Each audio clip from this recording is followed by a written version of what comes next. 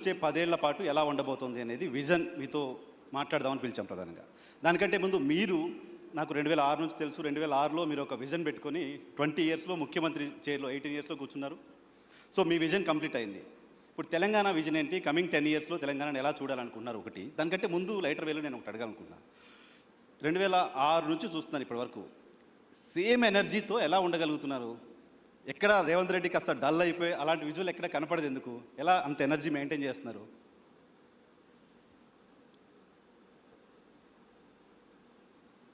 మనకున్న లక్ష్యం, మన ఆలోచన, మనం తీసుకుంటున్న నిర్ణయాలలో స్పష్టత ఉంటే ఆ పాజిటివ్ ఎనర్జీ అనేది మనకు ఆటోమేటిక్గా వస్తుంది. రెండవది, చాలా సందర్భాలలో చాలామంది తమకు ఏం కావాలనో కోరుకోకుండా ఇతరుల దగ్గర ఏముండకూడదో దాన్ని దూరం చేయాలనే ప్రయత్నం చేస్తుంటారు. ఓకే, అది జరగకపోవడం వల్ల అసహనము, అసంతృప్తి అవి మనిషిని కుంగదీస్తాయి. దాంతో తొందరగా వాళ్ళ శక్తిని కోల్పోవడమే కాకుండా మానసికంగా బలహీనులవుతారు. ఒక్కసారి మానసికంగా మనం బలహీనమైన తర్వాత మనం దాచుకోవాలనుకున్నా దాగదు. దాంతో ఏమవుతారంటే చాలామంది అధికారంలో ఉన్నప్పుడు ఒకలాగా, అధికారంలో లేనప్పుడు ఇంకొకలాగా, లేకపోతే అనుకూలిస్తే ఒకలాగా, గెలిస్తే ఉప్పొంగిపోవడం, ఓడితే కుంగిపోవడం, ఇట్లాంటి రకరకాల సమస్యలతో కొట్టుమిట్టారు. So clarity of thought first, ప్రణాళిక దానికి తగ్గట్టుగా. ఓకే, సో ఆలోచన అలా క్లారిటీగా ఉండొచ్చు. కానీ మీపైన జరిగిన అటాక్స్ నాకు గుర్తుంది. 2009లో మీరు మొదటిసారి ఎమ్మెల్యేగా పోటీ చేసినప్పుడు గన్తో ఫైర్ చేశారు మీ పైన. రోడ్డు పైన అలా పడిపోయిన రేవంత్ రెడ్డి విజువల్ చూసాం. ఆ తర్వాత కేసులు, కొట్లాట్లు, అరెస్టులు, జైళ్ళు ఇవన్నీ కూడా చూసాయి కదా. క్లారిటీ ఆఫ్ థాట్ ఓకే, ఇవన్నీ ఎక్కడ ఆపలేదా? ఇవన్నీ ఎక్కడ బౌన్స్ బ్యాక్ అయ్యేలా మళ్ళీ వెనక్కి తగ్గేలా చేయలేదా? డెఫినెట్గా సమస్య వచ్చినప్పుడు, సమస్యను ఎదుర్కొంటున్నప్పుడు కొంత మానసికంగా ఒత్తిడి ఉంటుంది. కాకపోతే అది అధిగమించడానికి కావలసిన ఆలోచన చేసుకోవడమే, మన లక్ష్యాన్ని గుర్తు చేసుకోవడమే. లేదా ఎదురుగా ఉండేవాళ్ళు కూడా కోరుకుంటున్నది అదే కదా. అంటే మనం తగ్గాలనో, మనం ఓడాలనో, లేకపోతే మనల్ని ఓడించాలనో.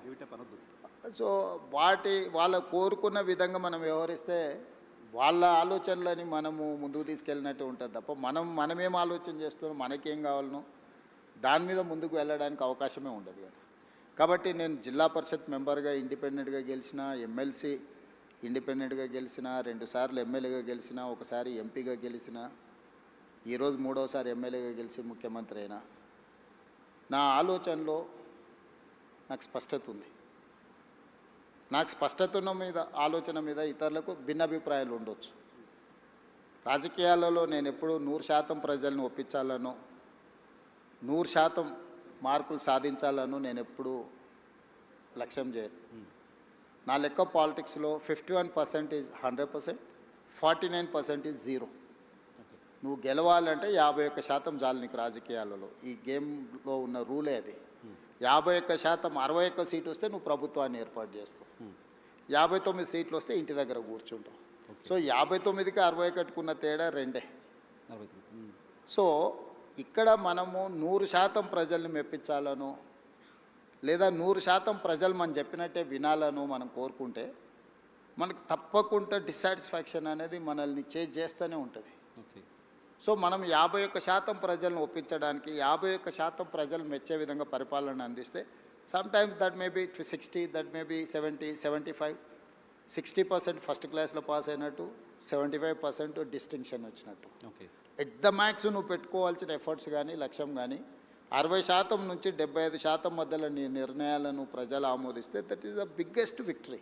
ఓకే, సో మనం ఒప్పుకోని వాళ్ళను ఏదో విధంగా వాళ్ళను అణచివేయాలను, లేకపోతే వాళ్ళని ఏదో రకంగా అడ్డు తొలగించుకోవాలని మనం అనుకుంటే మనం చేయాల్సిన పనులను వదిలేసి అలాంటి వాళ్ళకే మన సమయం అంతా పోతుంది. సో ఓకే, మన ఎనర్జీ అనేది, మన ఆలోచన అనేది మనకేం కావాలనే లక్ష్యం కోసం ఉపయోగించినప్పుడు తప్పకుండా దాని ఫలితాలు వేరే రకంగా ఉంటాయి. ఓకే, సో ఇప్పుడు మీ ఎనర్జీ అంతా తెలంగాణకి ఏం కావాలి, తెలంగాణ ఎలా అభివృద్ధి కావాలి అనే దానిపైన పెట్టారు, రైట్? సో ఏంటి మీ విజన్ ఏంటో ఒకసారి చెప్తారా? కమింగ్ 10 ఇయర్స్ తెలంగాణ ఎలా ఉండబోతోంది? రైజింగ్ తెలంగాణ. నేను మొదటి నుంచి కూడా నేను అంటే జడ్పీటీసీ గెలిచినప్పుడు నేను జూబ్లీ హిల్స్ సొసైటీలో ఇక్కడ మేము బోర్డ్ డైరెక్టర్గా ఇక్కడ 27 ఇయర్స్ బ్యాక్ ఈ సొసైటీ నుంచే నేను కిందికి పోయినా. చాలామంది కింద నుంచి ఒక స్టేజ్కి వచ్చినాక జూబ్లీ హిల్స్కి వస్తారు. నేను జూబ్లీ హిల్స్ నుంచి గ్రామాలకు పోయినా. సో నేను జూబ్లీ హిల్స్ చూసిన, సినిమా పరిశ్రమలో ఉండే ఫ్రెండ్స్ని చూసిన 30 సంవత్సరాల క్రితమే.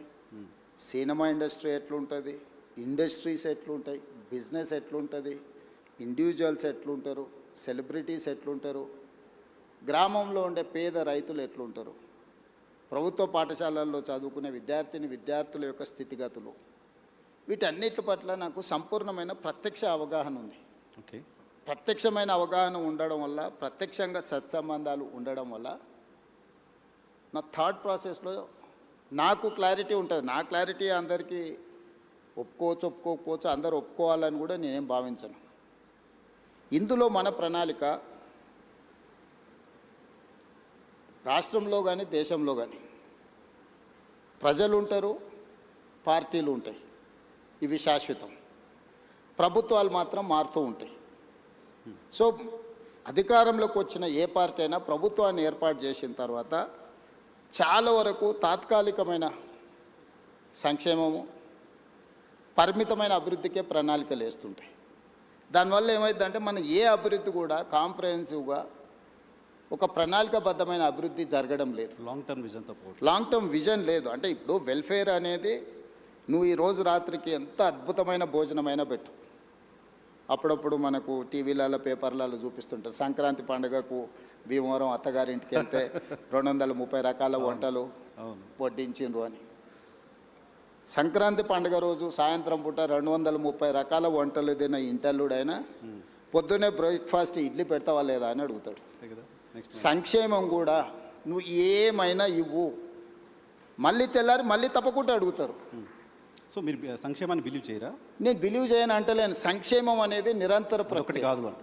అభివృద్ధి అనేది నువ్వు ప్రణాళికబద్ధంగా చేస్తే, ఇన్ఫ్రాస్ట్రక్చర్ క్రియేట్ చేస్తే, ఒక వ్యవస్థల్ని నువ్వు క్రియేట్ చేస్తే ఆ వ్యవస్థలు నీకు తిరిగి ఇన్కమ్ జనరేట్ చేసి ఇస్తాయి.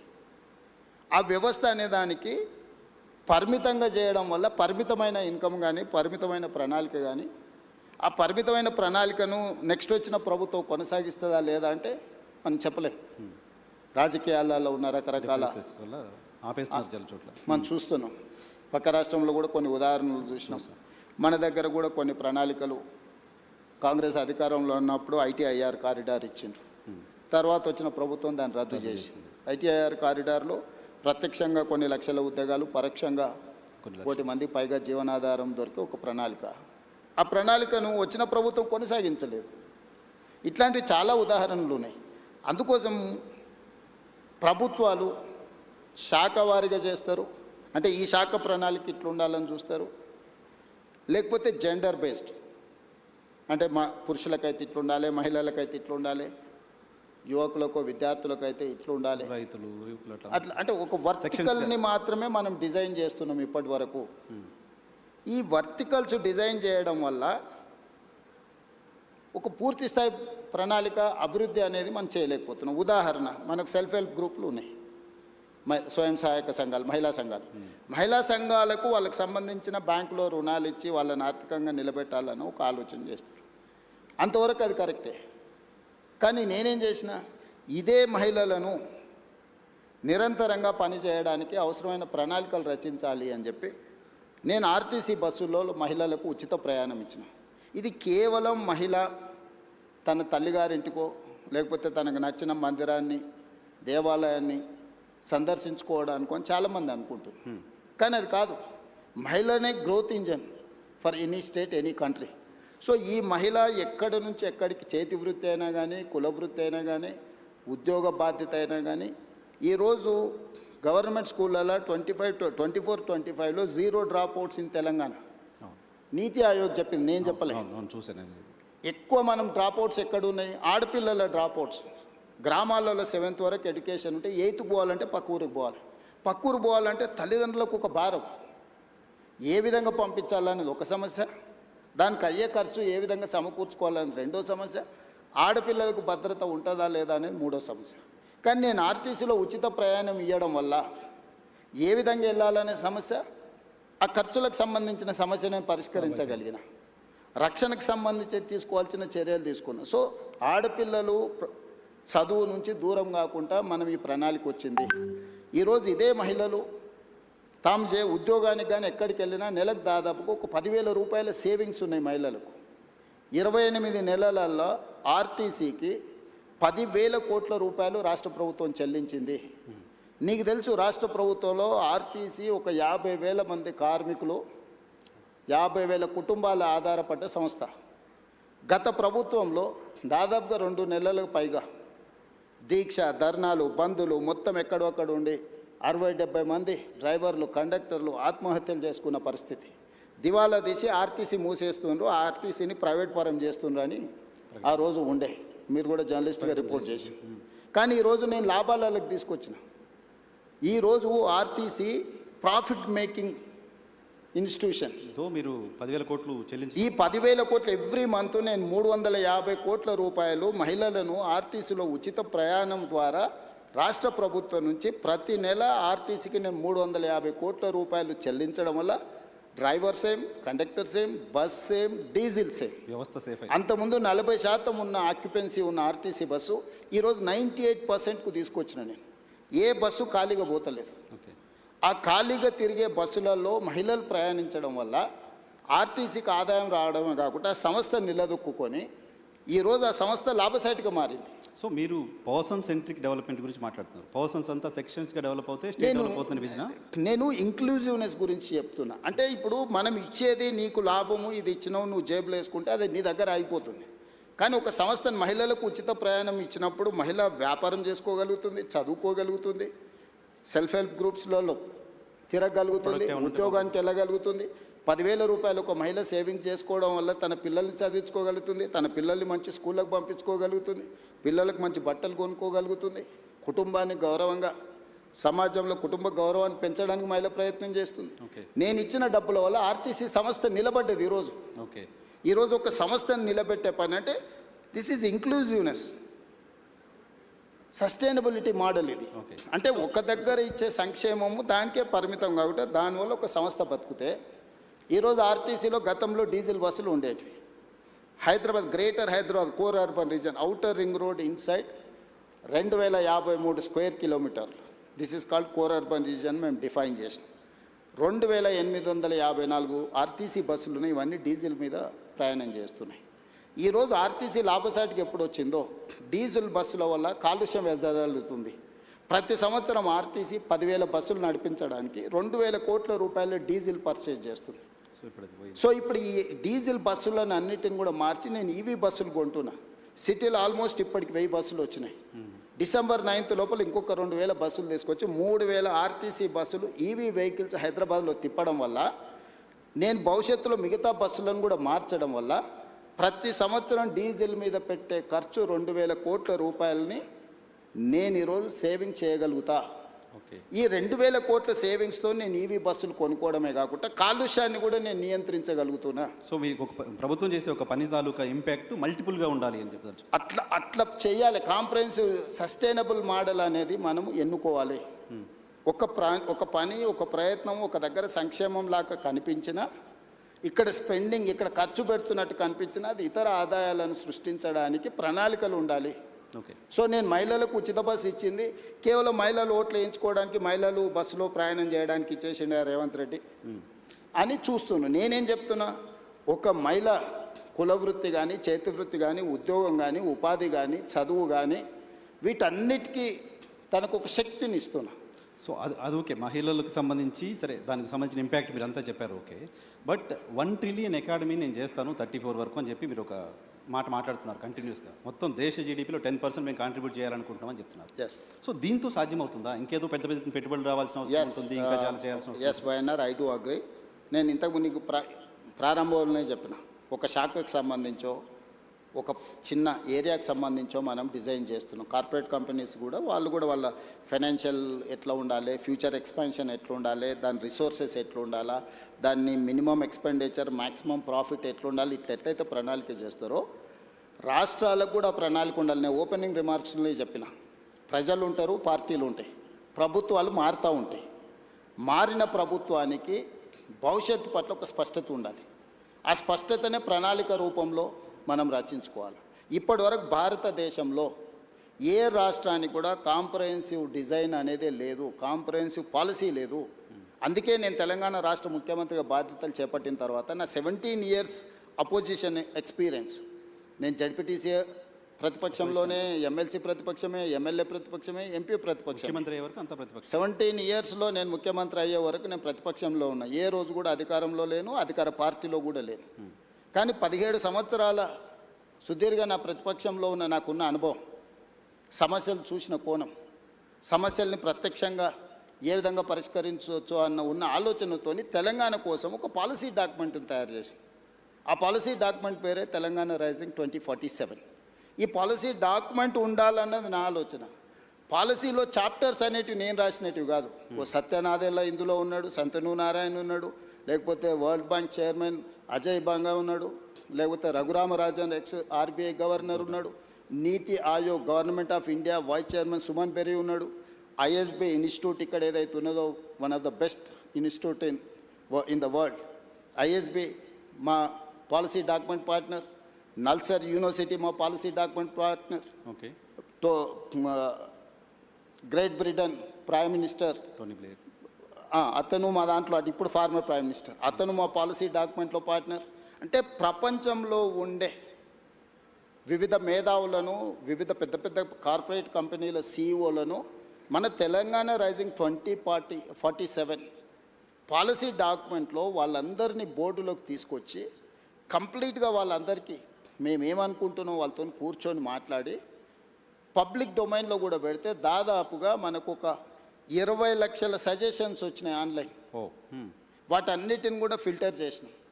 అందులో ఉండే ఎస్సెన్స్ అంతా వాళ్ళు ఇచ్చిన సూచనలు, సలహాలు, అది విద్యార్థులకు కావచ్చు, లేకపోతే నిరుద్యోగుల కోసం కావచ్చు, లేకపోతే ఉమెన్ కోసం కావచ్చు, లేకపోతే ఐటీ పాలసీ కావచ్చు, ఇండస్ట్రియల్ పాలసీ కావచ్చు, లేకపోతే ఏఐ కావచ్చు, ఇట్లా చెప్పుకుంటూ వెళ్తే ప్రతి వర్టికల్ మీద ఆల్మోస్ట్ 8 months కంటిన్యూస్గా చీఫ్ సెక్రటరీ నుంచి ప్రతి ఆఫీసర్ని ఇందులో పెట్టి, ఒక గ్రూప్ ఆఫ్ ఆఫీసర్స్ని పెట్టి, గ్రూప్ ఆఫ్ మినిస్టర్స్ని పెట్టి కన్సెన్సస్ బిల్డ్ చేసి ప్రపంచ దేశంలో ఉన్న ప్రతి ఒక్కరిని మన పాలసీ డాక్యుమెంట్లో ఇంక్లూడ్ చేసి ఇక్కడ ఉన్న నైసర్గిక స్వరూపాన్ని వివరించి, ఇప్పుడు కాశ్మీర్లో ప్లాన్ చేసుకుంటే కాశ్మీర్కు తగ్గట్టు చేసుకోవాలి. కాశ్మీర్లో ప్లాన్ చేసిన ఐస్ కోసము, ఐస్ తుఫాన్ల కోసము తెలంగాణలో ప్లాన్ చేసినాం అనుకో, ఇక్కడ ఐస్ వచ్చేది లేదు, చూసుకోవాలి కదా.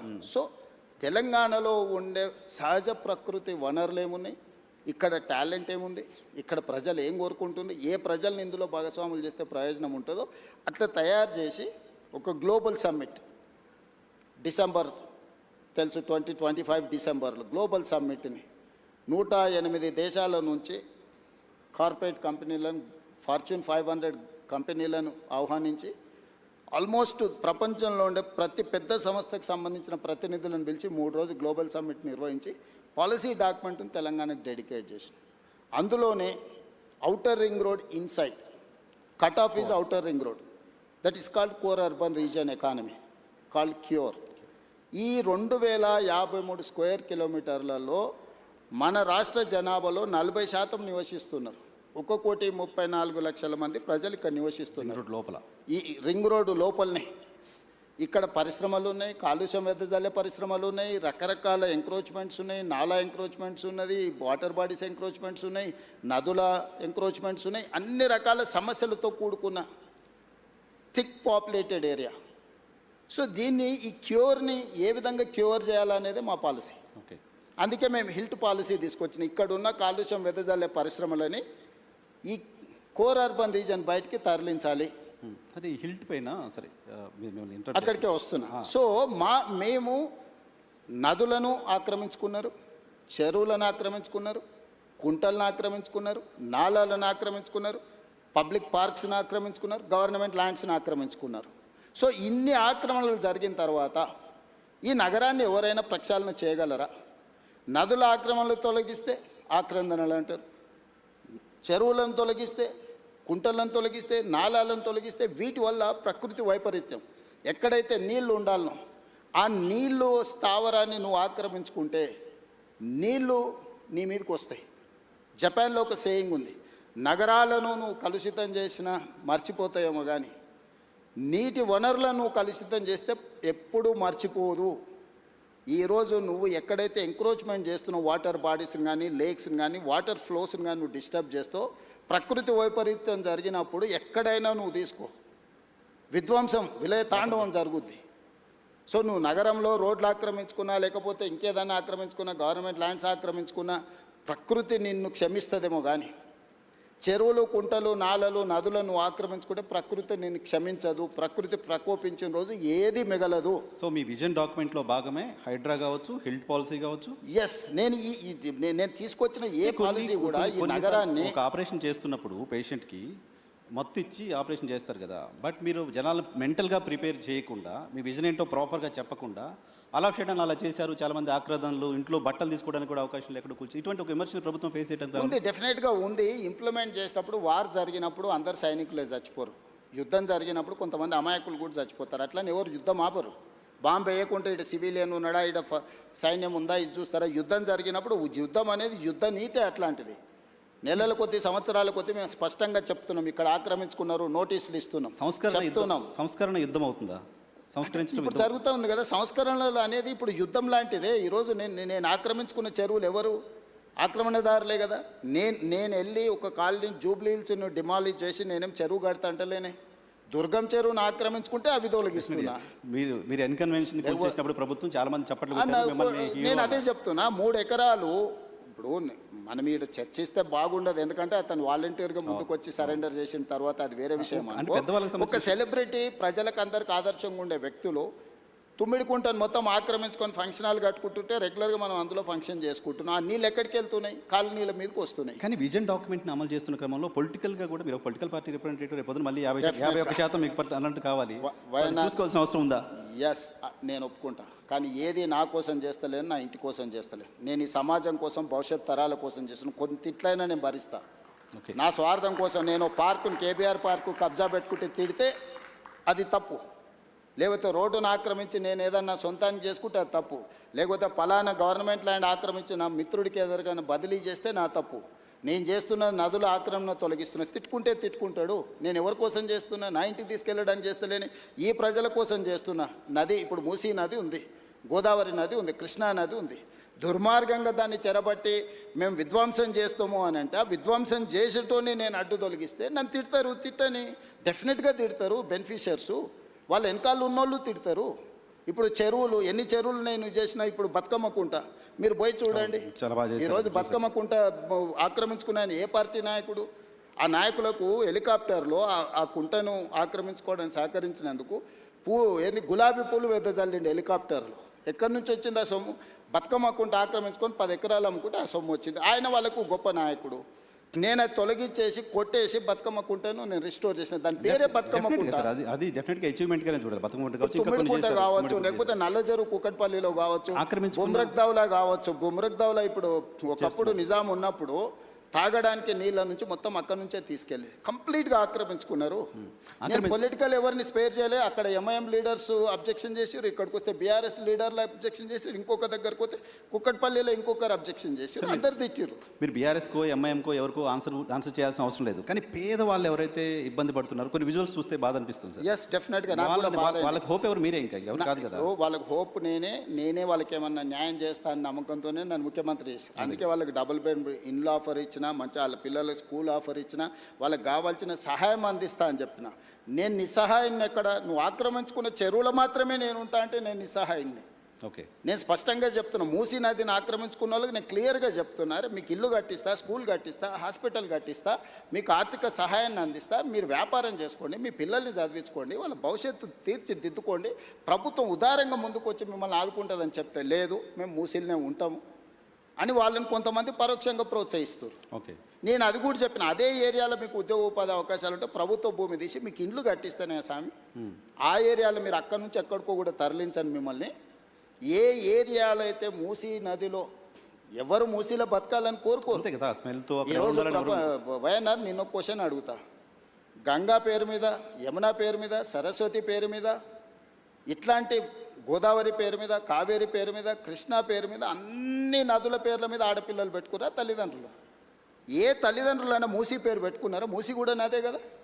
మూసీ నది బిడ్డ పేరు ఎవరైనా పెట్టుకునరా? ఎందుకు? పొల్యూటెడ్ మూసీ అంటేనే మురికి పర్యాయ పదంగా మార్చిండ్రు. దీనికి కారణం ఎవరు? గత పాలకులు కాదా? మూసీ కూడా గొప్పగా ఉండాలని నేను స్వప్నం, నా కళ. నేను గొప్ప నదిని నేను ఈ నగరానికి ఇవ్వాలనుకుంటున్నా. నేరం ఎట్లయిద్ది? ఓకే, గతంలో ఎవరు చేసినా నేరమే. ఇప్పుడు సో కరెక్ట్ ఇప్పుడు ఆ నేరాన్ని సరిదిద్దాలనుకుంటున్నా. నేనేమంటున్నా అంటే నేరం జరిగింది కదా అని చూసి చూడనట్టు నేను వదిలేదలుచుకోలేదు నర్సింగ్.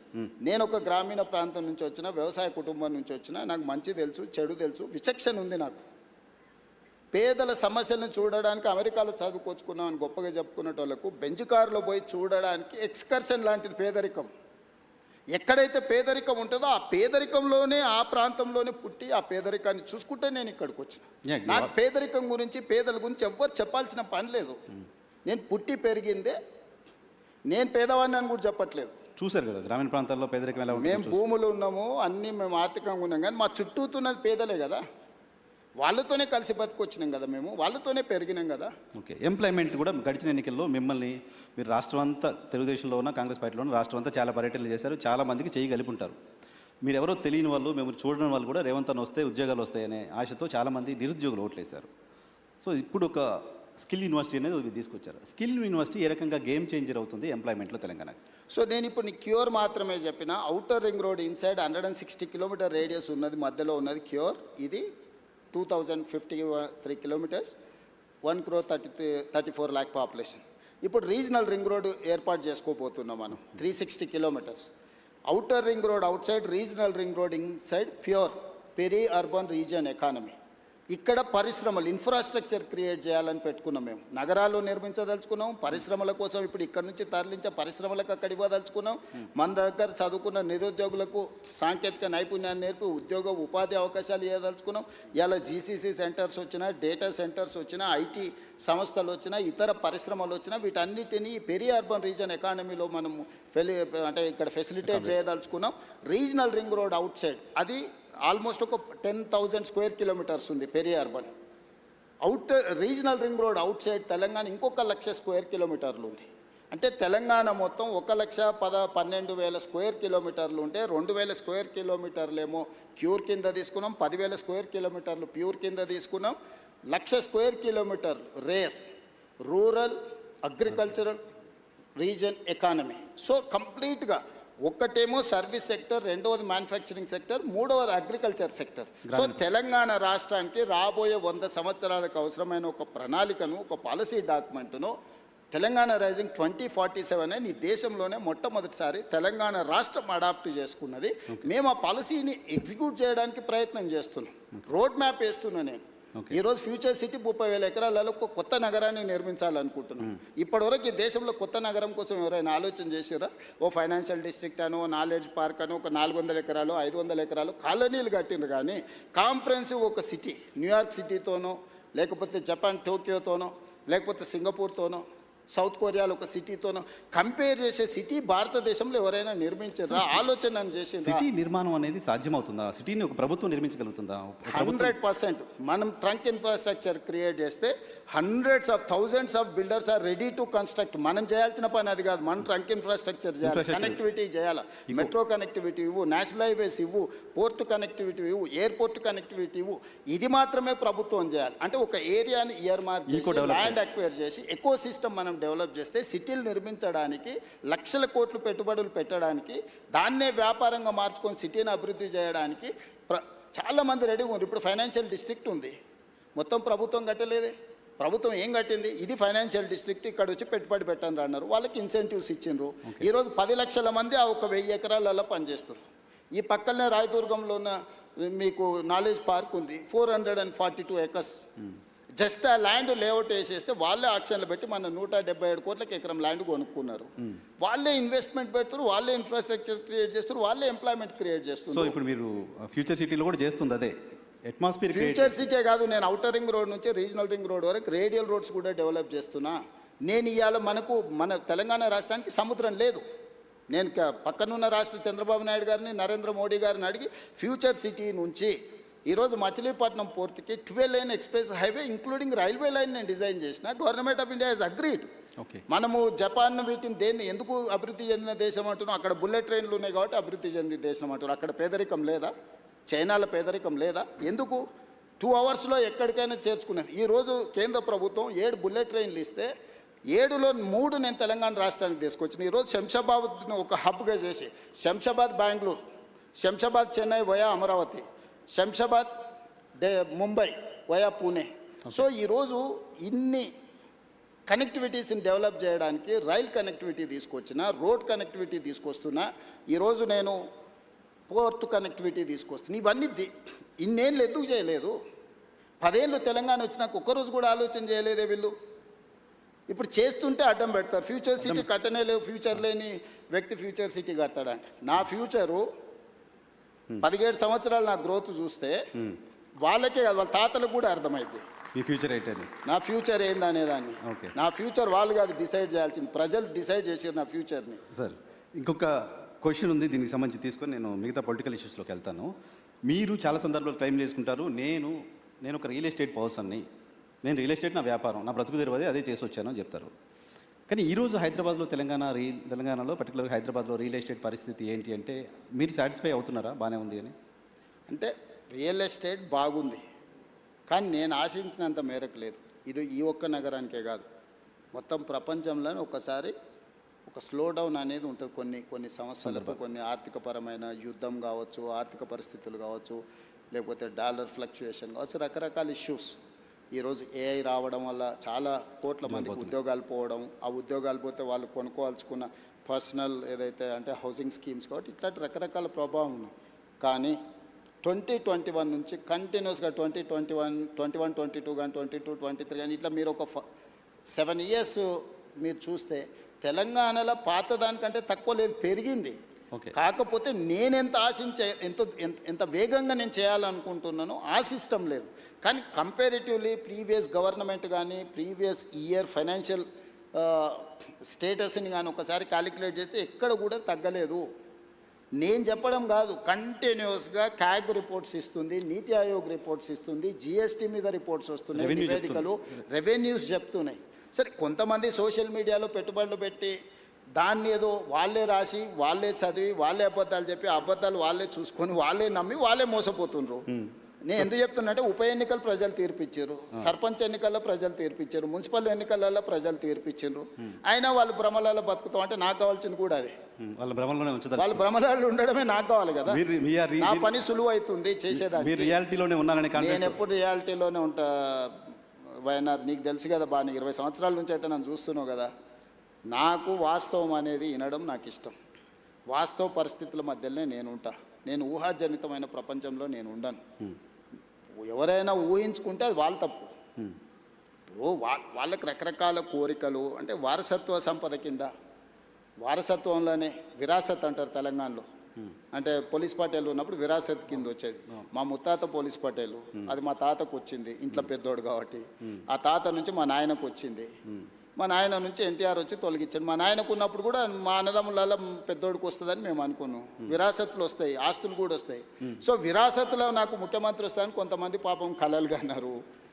వాళ్ళ కళలు చెదిరిపోయే రకాల దుఃఖంలో ఉన్నారు.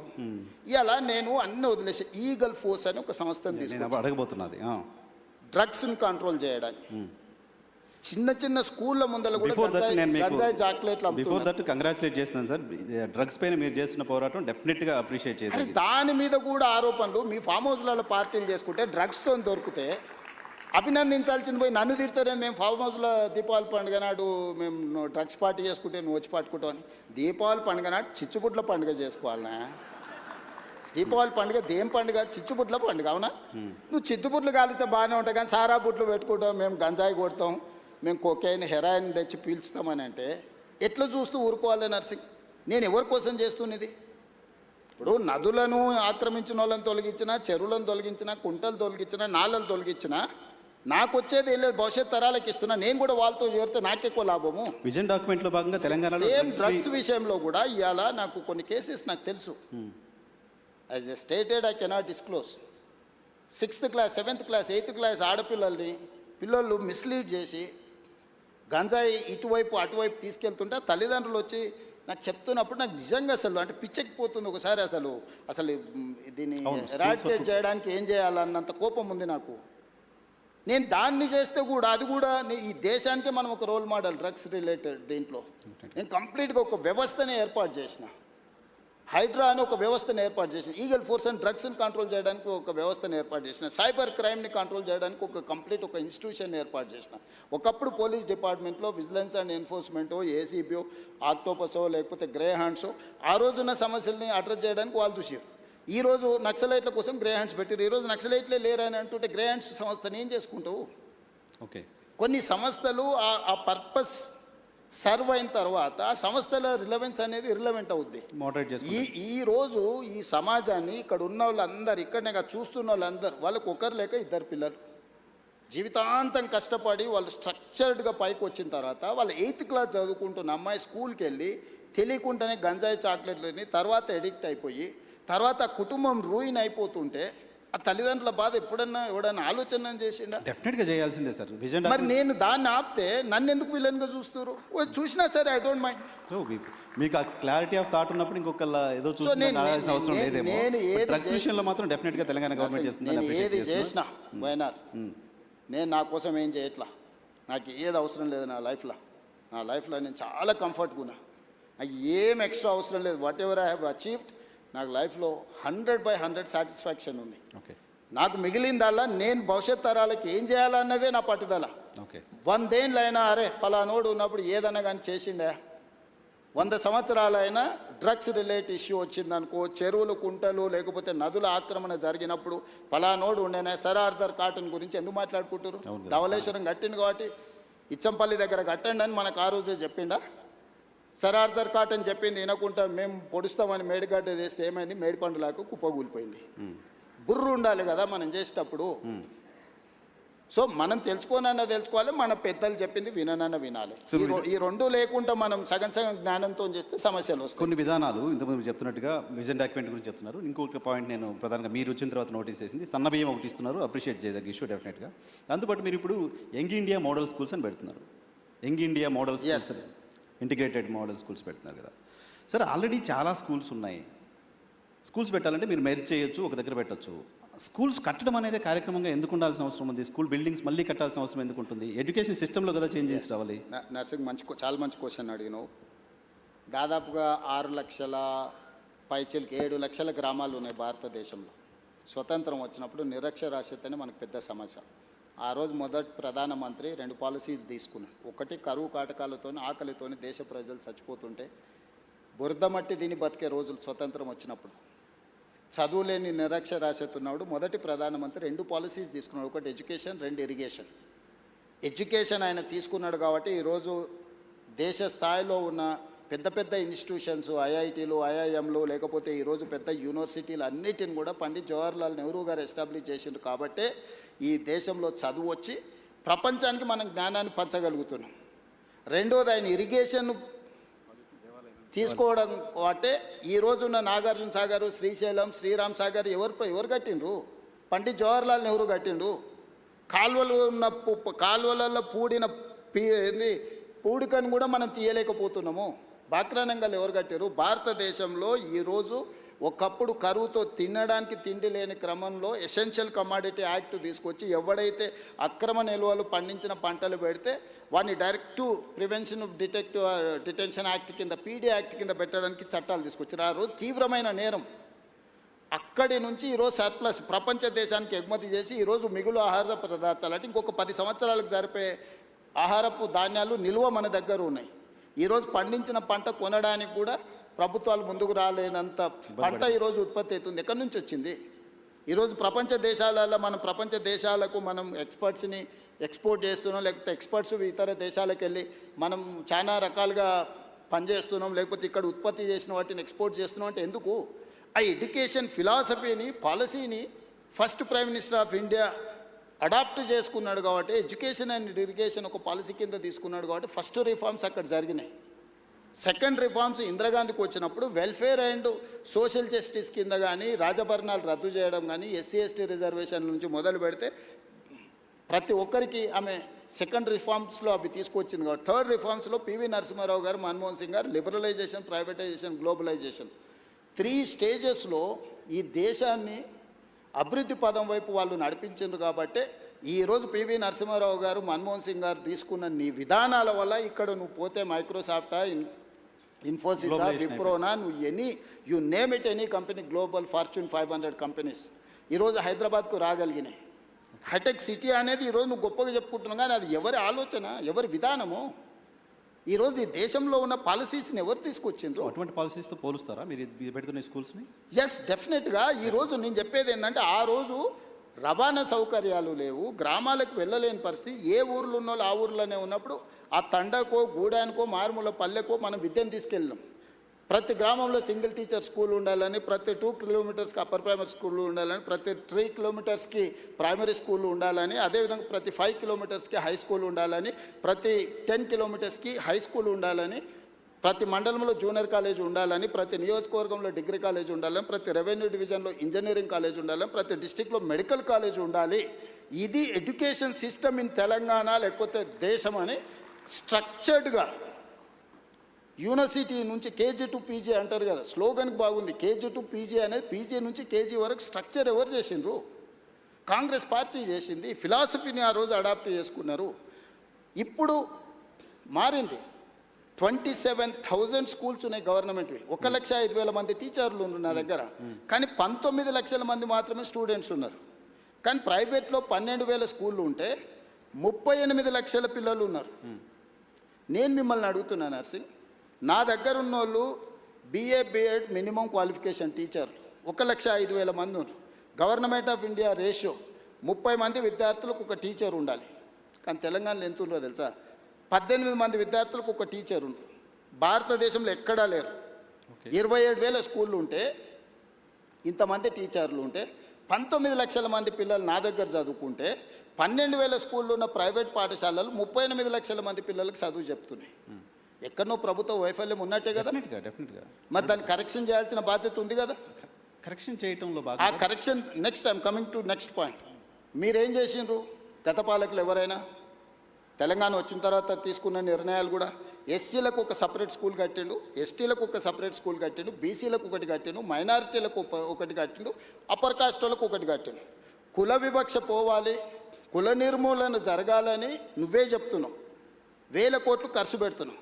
నువ్వే SC school separate, ST school separate, BC school separate, minority school separate, upper caste వాళ్ళకి సపరేట్ కట్టిన తర్వాత కుల వ్యవస్థను నువ్వు ప్రోత్సహిస్తున్నావా, నువ్వు తొలగిస్తున్నావా? కుల వ్యవస్థను తొలగించాలన్నప్పుడు మనందరం కలిసి ఉండాలి. మనందరం కలిసి ఉండాల్సిన పరిస్థితులు ప్రభుత్వం కల్పించాలి. ఇండ్లు ఎస్సీ కాలనీ ఊర్లో సపరేట్ కట్టి, ఎస్టీ కాలనీ సపరేట్ కట్టినాక వాళ్ళ మనోభావం ఎట్లుంటుంది? అరే మేము ఎస్సీలం కాబట్టి మమ్మల్ని ఊరు బయట కట్టిండ్రు అంటారు. రెండే వర్గాలు, పేదోడు ధనవంతుడు. I'm doing social engineering. ఈరోజు నేను ప్రతి నియోజకవర్గంలో ఇచ్చిన యంగ్ ఇంటిగ్రేటెడ్ స్కూల్లో 500 మంది ఎస్సీలు ఉంటారు, 500 మంది ఎస్టీలు ఉంటారు, 500 మంది బీసీలు ఉంటారు, 500 మంది మైనారిటీలు ఉంటారు, 500 మంది అప్పర్ కాస్ట్ ఉంటారు. ఈ సమూహమే young India integrated school. 2,500 students in one campus, 25 acres area, 6 lakhs square feet and spending 200 crores on each school. 100 స్కూళ్ళ మీద 20,000 కోట్లు ఖర్చు పెట్టి, ఈరోజు మీరు మార్కెట్లో చెప్పుకుంటున్న కార్పొరేట్ స్కూల్స్ ఉన్నాయి కదా, నెక్స్ట్ డిసెంబర్ తర్వాత, అంటే వచ్చే సంవత్సరం ఈ 27 డిసెంబర్ తర్వాత ఈడున్నోళ్ళని కాదు, ఈ దేశంలో ఉన్న వాళ్ళందరూ నేను కట్టే యంగ్ ఇండియా ఇంటిగ్రేటెడ్ స్కూల్స్కు తీసుకెళ్తా. నర్సరీ టు 12th క్లాస్ వరకు నేను అందించే ఎడ్యుకేషన్. నేను బ్రేక్ఫాస్ట్ ఇవ్వబోతున్నా, లంచ్ ఇవ్వబోతున్నా, ఈవినింగ్ స్నాక్స్ ఇవ్వబోతున్నా. రెసిడెన్షియల్ స్కూళ్ళ వల్ల ప్రమాదం ఒకటి తెలుసా నర్సింగ్? ఒకప్పుడు ఒక కుటుంబం 5-6 మంది పిల్లలు ఉండేది. ఓరిద్దరు పిల్లలు చదువుకోవడానికి పోయినా ఓరిద్దరు తల్లిదండ్రుల దగ్గర ఉండేది. ఇప్పుడు 1 లేక 2 పిల్లలు ఉంటే ఆ పిల్లల్ని హాస్టల్లో వేస్తే భార్యాభర్తల మధ్య పొంతన ఉండట్లేదు, పిల్లలకు దూరం ఉంటారు. ఆ మధ్యలో ఒక ఆయన నాకు చెప్పిండు, మేము చిన్నగా ఉన్నప్పుడు మీరు మమ్మల్ని హాస్టల్లో వేసారు, మేము పెద్దగా అయినాక మిమ్మల్ని తీసుకెళ్ళి ఓల్డేజ్ హోమ్లో వేసినామని. ఎక్కడుంది ఒక హ్యుమానిటీ, ఒక హ్యూమన్ కనెక్షన్ ఎక్కడుంది? మానవ సంబంధాలు తెగిపోతున్నాయి, మానవ విలువలు పడిపోతున్నాయి. దీన్ని రిస్టోర్ చేయాల్సిన బాధ్యత పాలకుడిగా నా మీద లేదా? నేను గ్రామాలలో చూసిన భార్యాభర్తలకు పిల్లలు స్ట్రెస్ బస్టర్స్. మన కోపం వచ్చినా, బాధ వచ్చినా పిల్లలు కళ్ళ ముందు ఉంటే ఒక ధైర్యం. ఆ పిల్లలే లేరనుకో, ఆ కోపం భార్య మీద చూపిస్తాం, భార్యకు వచ్చిన చికాకు భర్త మీద చూపిస్తే చివరికి వాళ్ళిద్దరు విడిపోయే పరిస్థితి ఉంది. సో ఈ మోడల్ స్కూల్లో ఎంత ఉందా? ఇది Definitely గా. భార్య భర్తల మధ్య గొడవలు ఆపడం. సీరియస్గా నేను సోషల్ కాన్సిక్వెన్సెస్ చెప్తున్నా నర్సింగ్. నేను గ్రామం నుంచి వచ్చిన, నాకు తెలుసు నా దగ్గరికి ఎంతమంది కాదు సార్, ఈ పంచాయతీ- పాలసీ డిజైన్ సో చేసేటప్పుడు అనుకున్నారా? ఇప్పుడు బుర్రలేని వాళ్ళకు టెండర్ పిలిచే 200 రూపాయల కాంట్రాక్టే కనిపిస్తుంది. ఎందుకంటే వాళ్ళకు కమిషన్లే కనిపిస్తుంటాయి. అందులో 20,000 కోట్లు పిలిచిందంటే 10% తీసుకున్నా కూడా 2,000 వేసేసినట్టే ఉండాలి. అది దొంగల బుద్ధి. అదే బిల్డింగ్స్ అవసరం ఏంటనేది పాయింట్ చాలా మంది రేజ్ నర్సింగ్ చేస్తారు. ఇప్పుడు పాలసీ ఓకే. సైబర్ క్రైమ్ వాడు ఉండనుకో, వానికి యాక్సెస్ దొరకగానే ఈ ఖాతాలో ఎంత ఉంది, ఎంత కొట్టేయచ్చు అని వాళ్ళు లెక్కలు వేసుకుంటాడు. గంజాయి అమ్ముకునేటోడు కాలేజీలో 5,000 మంది పిల్లలు ఉంటే 5,000 మంది ఉంటే 2,000 మందికి అలవాటు చేస్తే ఇంత బిజినెస్ చేయొచ్చు అని వాడు అనుకుంటాడు. బ్లాక్లో టికెట్లు అమ్ముకునేటోడు సినిమా థియేటర్ దగ్గర ఎక్కువ జనాలు కనిపిస్తే ఒక 100 టికెట్లు బ్లాక్లో అమ్ముకుంటే చేయొచ్చు ఈరోజు మంచి బిజినెస్ అని వాడు అనుకుంటాడు. టెండర్లు ఇచ్చి కమిషన్లు కొట్టేస్తాడు, దాని వాల్యూ చేసేసి లెక్క కట్టేసి వాడు కమిషన్లు వెనక్కి లెక్కేస్తాడు. నర్సింగ్ రేవంత్ రెడ్డి దగ్గరకు వచ్చి నీకు ఇది ఇస్తే ఈ పని చేయని అడిగే ధైర్యం ఇంతవరకు ఎవరు చేయలే, ఎవరు లోపలికి కూడా రాలే. ఓకే ఓకే, మీరు ఎడ్యుకేషన్ శాఖను కూడా మీ దగ్గర పెట్టుకోవడం వెనక రీజన్ ఇదేనా? నేను పర్సనల్గా దాన్ని పట్టాలెక్కియాలి అనేది ఇప్పుడు చాలామంది ఏం కోరుకుంటారు, రెవెన్యూ కోరుకుంటారు, ఫినాన్స్ కోరుకుంటారు, డిఫరెంట్ మినిస్టర్స్ కోరుకుంటారు కదా. ముఖ్యమంత్రి ఏ శాఖ అయినా నేను నా వద్ద పెట్టుకోవచ్చు కదా. ఏం పెట్టుకున్నాయి, ఎడ్యుకేషన్, అర్బన్ ఇన్ఫ్రాస్ట్రక్చర్ చేయాలనుకున్నా, మున్సిపాలిటీ పెట్టుకున్నా, స్ట్రక్చర్డ్గా డిజైన్ చేయాలి. ఎడ్యుకేషన్, ఈ సమాజాన్ని పునర్నిర్మించాలనే కోరిక నాకుంది. దీన్ని ఎవరి దగ్గర పెట్టినా కూడా అది నేను అనుకున్న లక్ష్యం దిశగా పోదో అని నా దగ్గర పెట్టుకున్నా. ఈ రెండిట్లల్లా నేను రోజుకు 18 గంటలు రివ్యూలు చేస్తున్నాను. ఆఫీసర్లు అని అడుగు, చచ్చిపోతున్నారు ఆఫీసర్లు. సార్ మేము అంతకుముందు 3 నెలలకు ఒకసారి అట్లా కనిపిస్తే సార్ చెప్పేది 3 గంటలు వింటే మా పని హ్యాపీగా ఉండే సార్, మేము చెప్పాల్సిన అవసరమే లేదు. ఇప్పుడు నువ్వు పిలుస్తున్నావు అంటే మొత్తం తిరిగేసి చదవాల్సి వస్తుంది సార్ అని. సో ఇది డిఫరెన్స్. మీరు మాట్లాడుతుంది చూస్తే అర్థమవుతుంది. నేను ప్రతి ప్రశ్నకి కనీసం 10 నిమిషాలు మాట్లాడుతున్నారు. నాకు టైం 1 అవరే ఉంది. సో ఇంకా చాలా క్వశ్చన్స్ అడగాల్సి ఉన్నాయి. సో మీరు 18 గంటలు రివ్యూ చేస్తారు. నిర్మిస్తాను ముందుకు వచ్చినప్పుడు నిర్మాణంలో నువ్వు కూడా భాగస్వామి కావాలి. 18 గంటలు రివ్యూ చేస్తున్నారు కాబట్టి అంత నాలెడ్జ్ ఉంటుంది డెఫినెట్గా మీకు. రైట్, చాలా క్వశ్చన్స్ ఉన్నాయి sir. Drug free Telangana okay మాట్లాడుకున్నాం. మీరు నాకు తెలిసి కాంగ్రెస్ పార్టీ అధిష్టానానికి సంబంధించిన ఒక నాయకుడిని అన్న అని పిలిచేంత చనువు నాకు తెలిసి తెలుగు రాష్ట్రాల కాంగ్రెస్ నాయకులకి ఎవరికి ఉన్నట్లేదు. రాహుల్ గాంధీని జస్ట్ మిమ్మల్ని మేమంతా జర్నలిస్ట్ చాలామంది అన్న అని పిలిచినట్టుగా మీరు రాహుల్ గాంధీని అన్న అని పిలుచుకుంటూ తిరుగుతారు. అంత క్లోజ్నెస్ ఎలా వచ్చింది రాహుల్ గాంధీకి? ఇప్పుడు గాంధీ ఫ్యామిలీకి ఈ దేశం పట్ల విశ్వాసం అక్కడ కనపడితే ఇక్కడ దండం పెట్టుకుంటూ వెళ్ళిపోతుంటారు. నో అట్లా వాళ్ళకు ఉంటుంది. దానికి అనుకూలంగా పనిచేసేటోళ్ళను వాళ్ళు ఫ్యామిలీ మెంబర్స్ లాగా ట్రీట్ చేస్తారు. నాకు రాహుల్ గాంధీ గారి దగ్గర కాదు, ప్రియాంక గాంధీ గారైనా సోనియా గాంధీ గారి దగ్గర అయినా నాకు చాలా ఇంటిమసీ. అంటే నేను నా లైన్ ఎప్పుడు క్రాస్ కాను. కాకపోతే నాకు కంఫర్ట్ ఉంది. నేను ఏమనుకున్నా నేను చెప్పగలను. వాళ్ళకి ఏమనిపించినా వాళ్ళు నాకు మీకు కంఫర్ట్ ఇచ్చారు, ఇస్తారు. నేను ఫోన్ లేదు నీకు చూపిస్తే ఇప్పుడు ఒక టెక్స్ట్ పెట్టండి, ఇక్కడ లోకల్గా ఏదో కేసు అయిందంట Revanth, why don't you see that case అని. అంటే తెలంగాణలో జరిగే చిన్న సంఘటన కూడా రాహుల్ గాంధీ గారు ముఖ్యమంత్రి గారికి అదేదో చూడు అని అడ్వైజ్ చేసేంత మా కమ్యూనికేషన్ ఉంది. సో గాంధీ కుటుంబంలో కాంగ్రెస్ పాలిటిక్స్ గట్టిగా ఒక 1 decade కూడా కాల మీరు కాంగ్రెస్ పార్టీలో 2017 కదా. 17 ఈ 9 yearsలో ఎలా తెలుసుకోగలిగారు అది? అదే చెప్తున్నా నర్సింగ్. నేను 2007లో టీడీపీలో జాయిన్ అయినా, 2017లో బయటకు వచ్చిన ఉన్నది 10 సంవత్సరాలే కదా. ఈ రోజుకైనా చంద్రబాబు నాయుడు గారు ఆయన దగ్గర ఉన్న సొంత నాయకుల కంటే కూడా నన్ను గౌరవిస్తాడా లేదా? వెళ్ళిపోయినాక కూడా ఎందుకు? నార్మల్గా వెళ్ళిపోయిన తర్వాత ఒక పార్టీని వదిలి ఇంకో పార్టీలకు పోయినా, ఒక నాయకుడిని వదిలి ఇంకొక నాయకుడి దగ్గరికి పోయినా వాళ్ళ మధ్యలో సత్సంబంధాలు ఉండని చెప్పడం చూసినాం ఈ దేశ రాజకీయాలలో.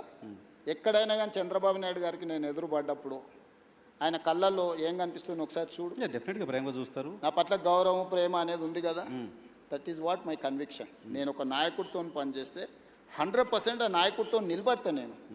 నేను పార్టీని వదిలే రోజు కూడా ఇక్కడ చెప్పలే, విజయవాడకు పోయి చంద్రబాబు నాయుడు గారిని కలిసి సార్ నాకున్న పరిస్థితి ఇది, మీ వల్ల నాకు పార్టీ వల్ల అన్ని రకాల ఉపయోగము ప్రయోజనం జరిగింది, కానీ నేను అనుకుంటున్న పర్పస్ కానీ ప్రజలు కోరుకుంటున్న లక్ష్యం కానీ ఇక్కడ ఉంటే కుదరదు, కాబట్టి నేను ప్రత్యామ్నాయంగా నేను వెళ్తున్నా అని చెప్పి నేను అక్కడి నుంచి వచ్చిన.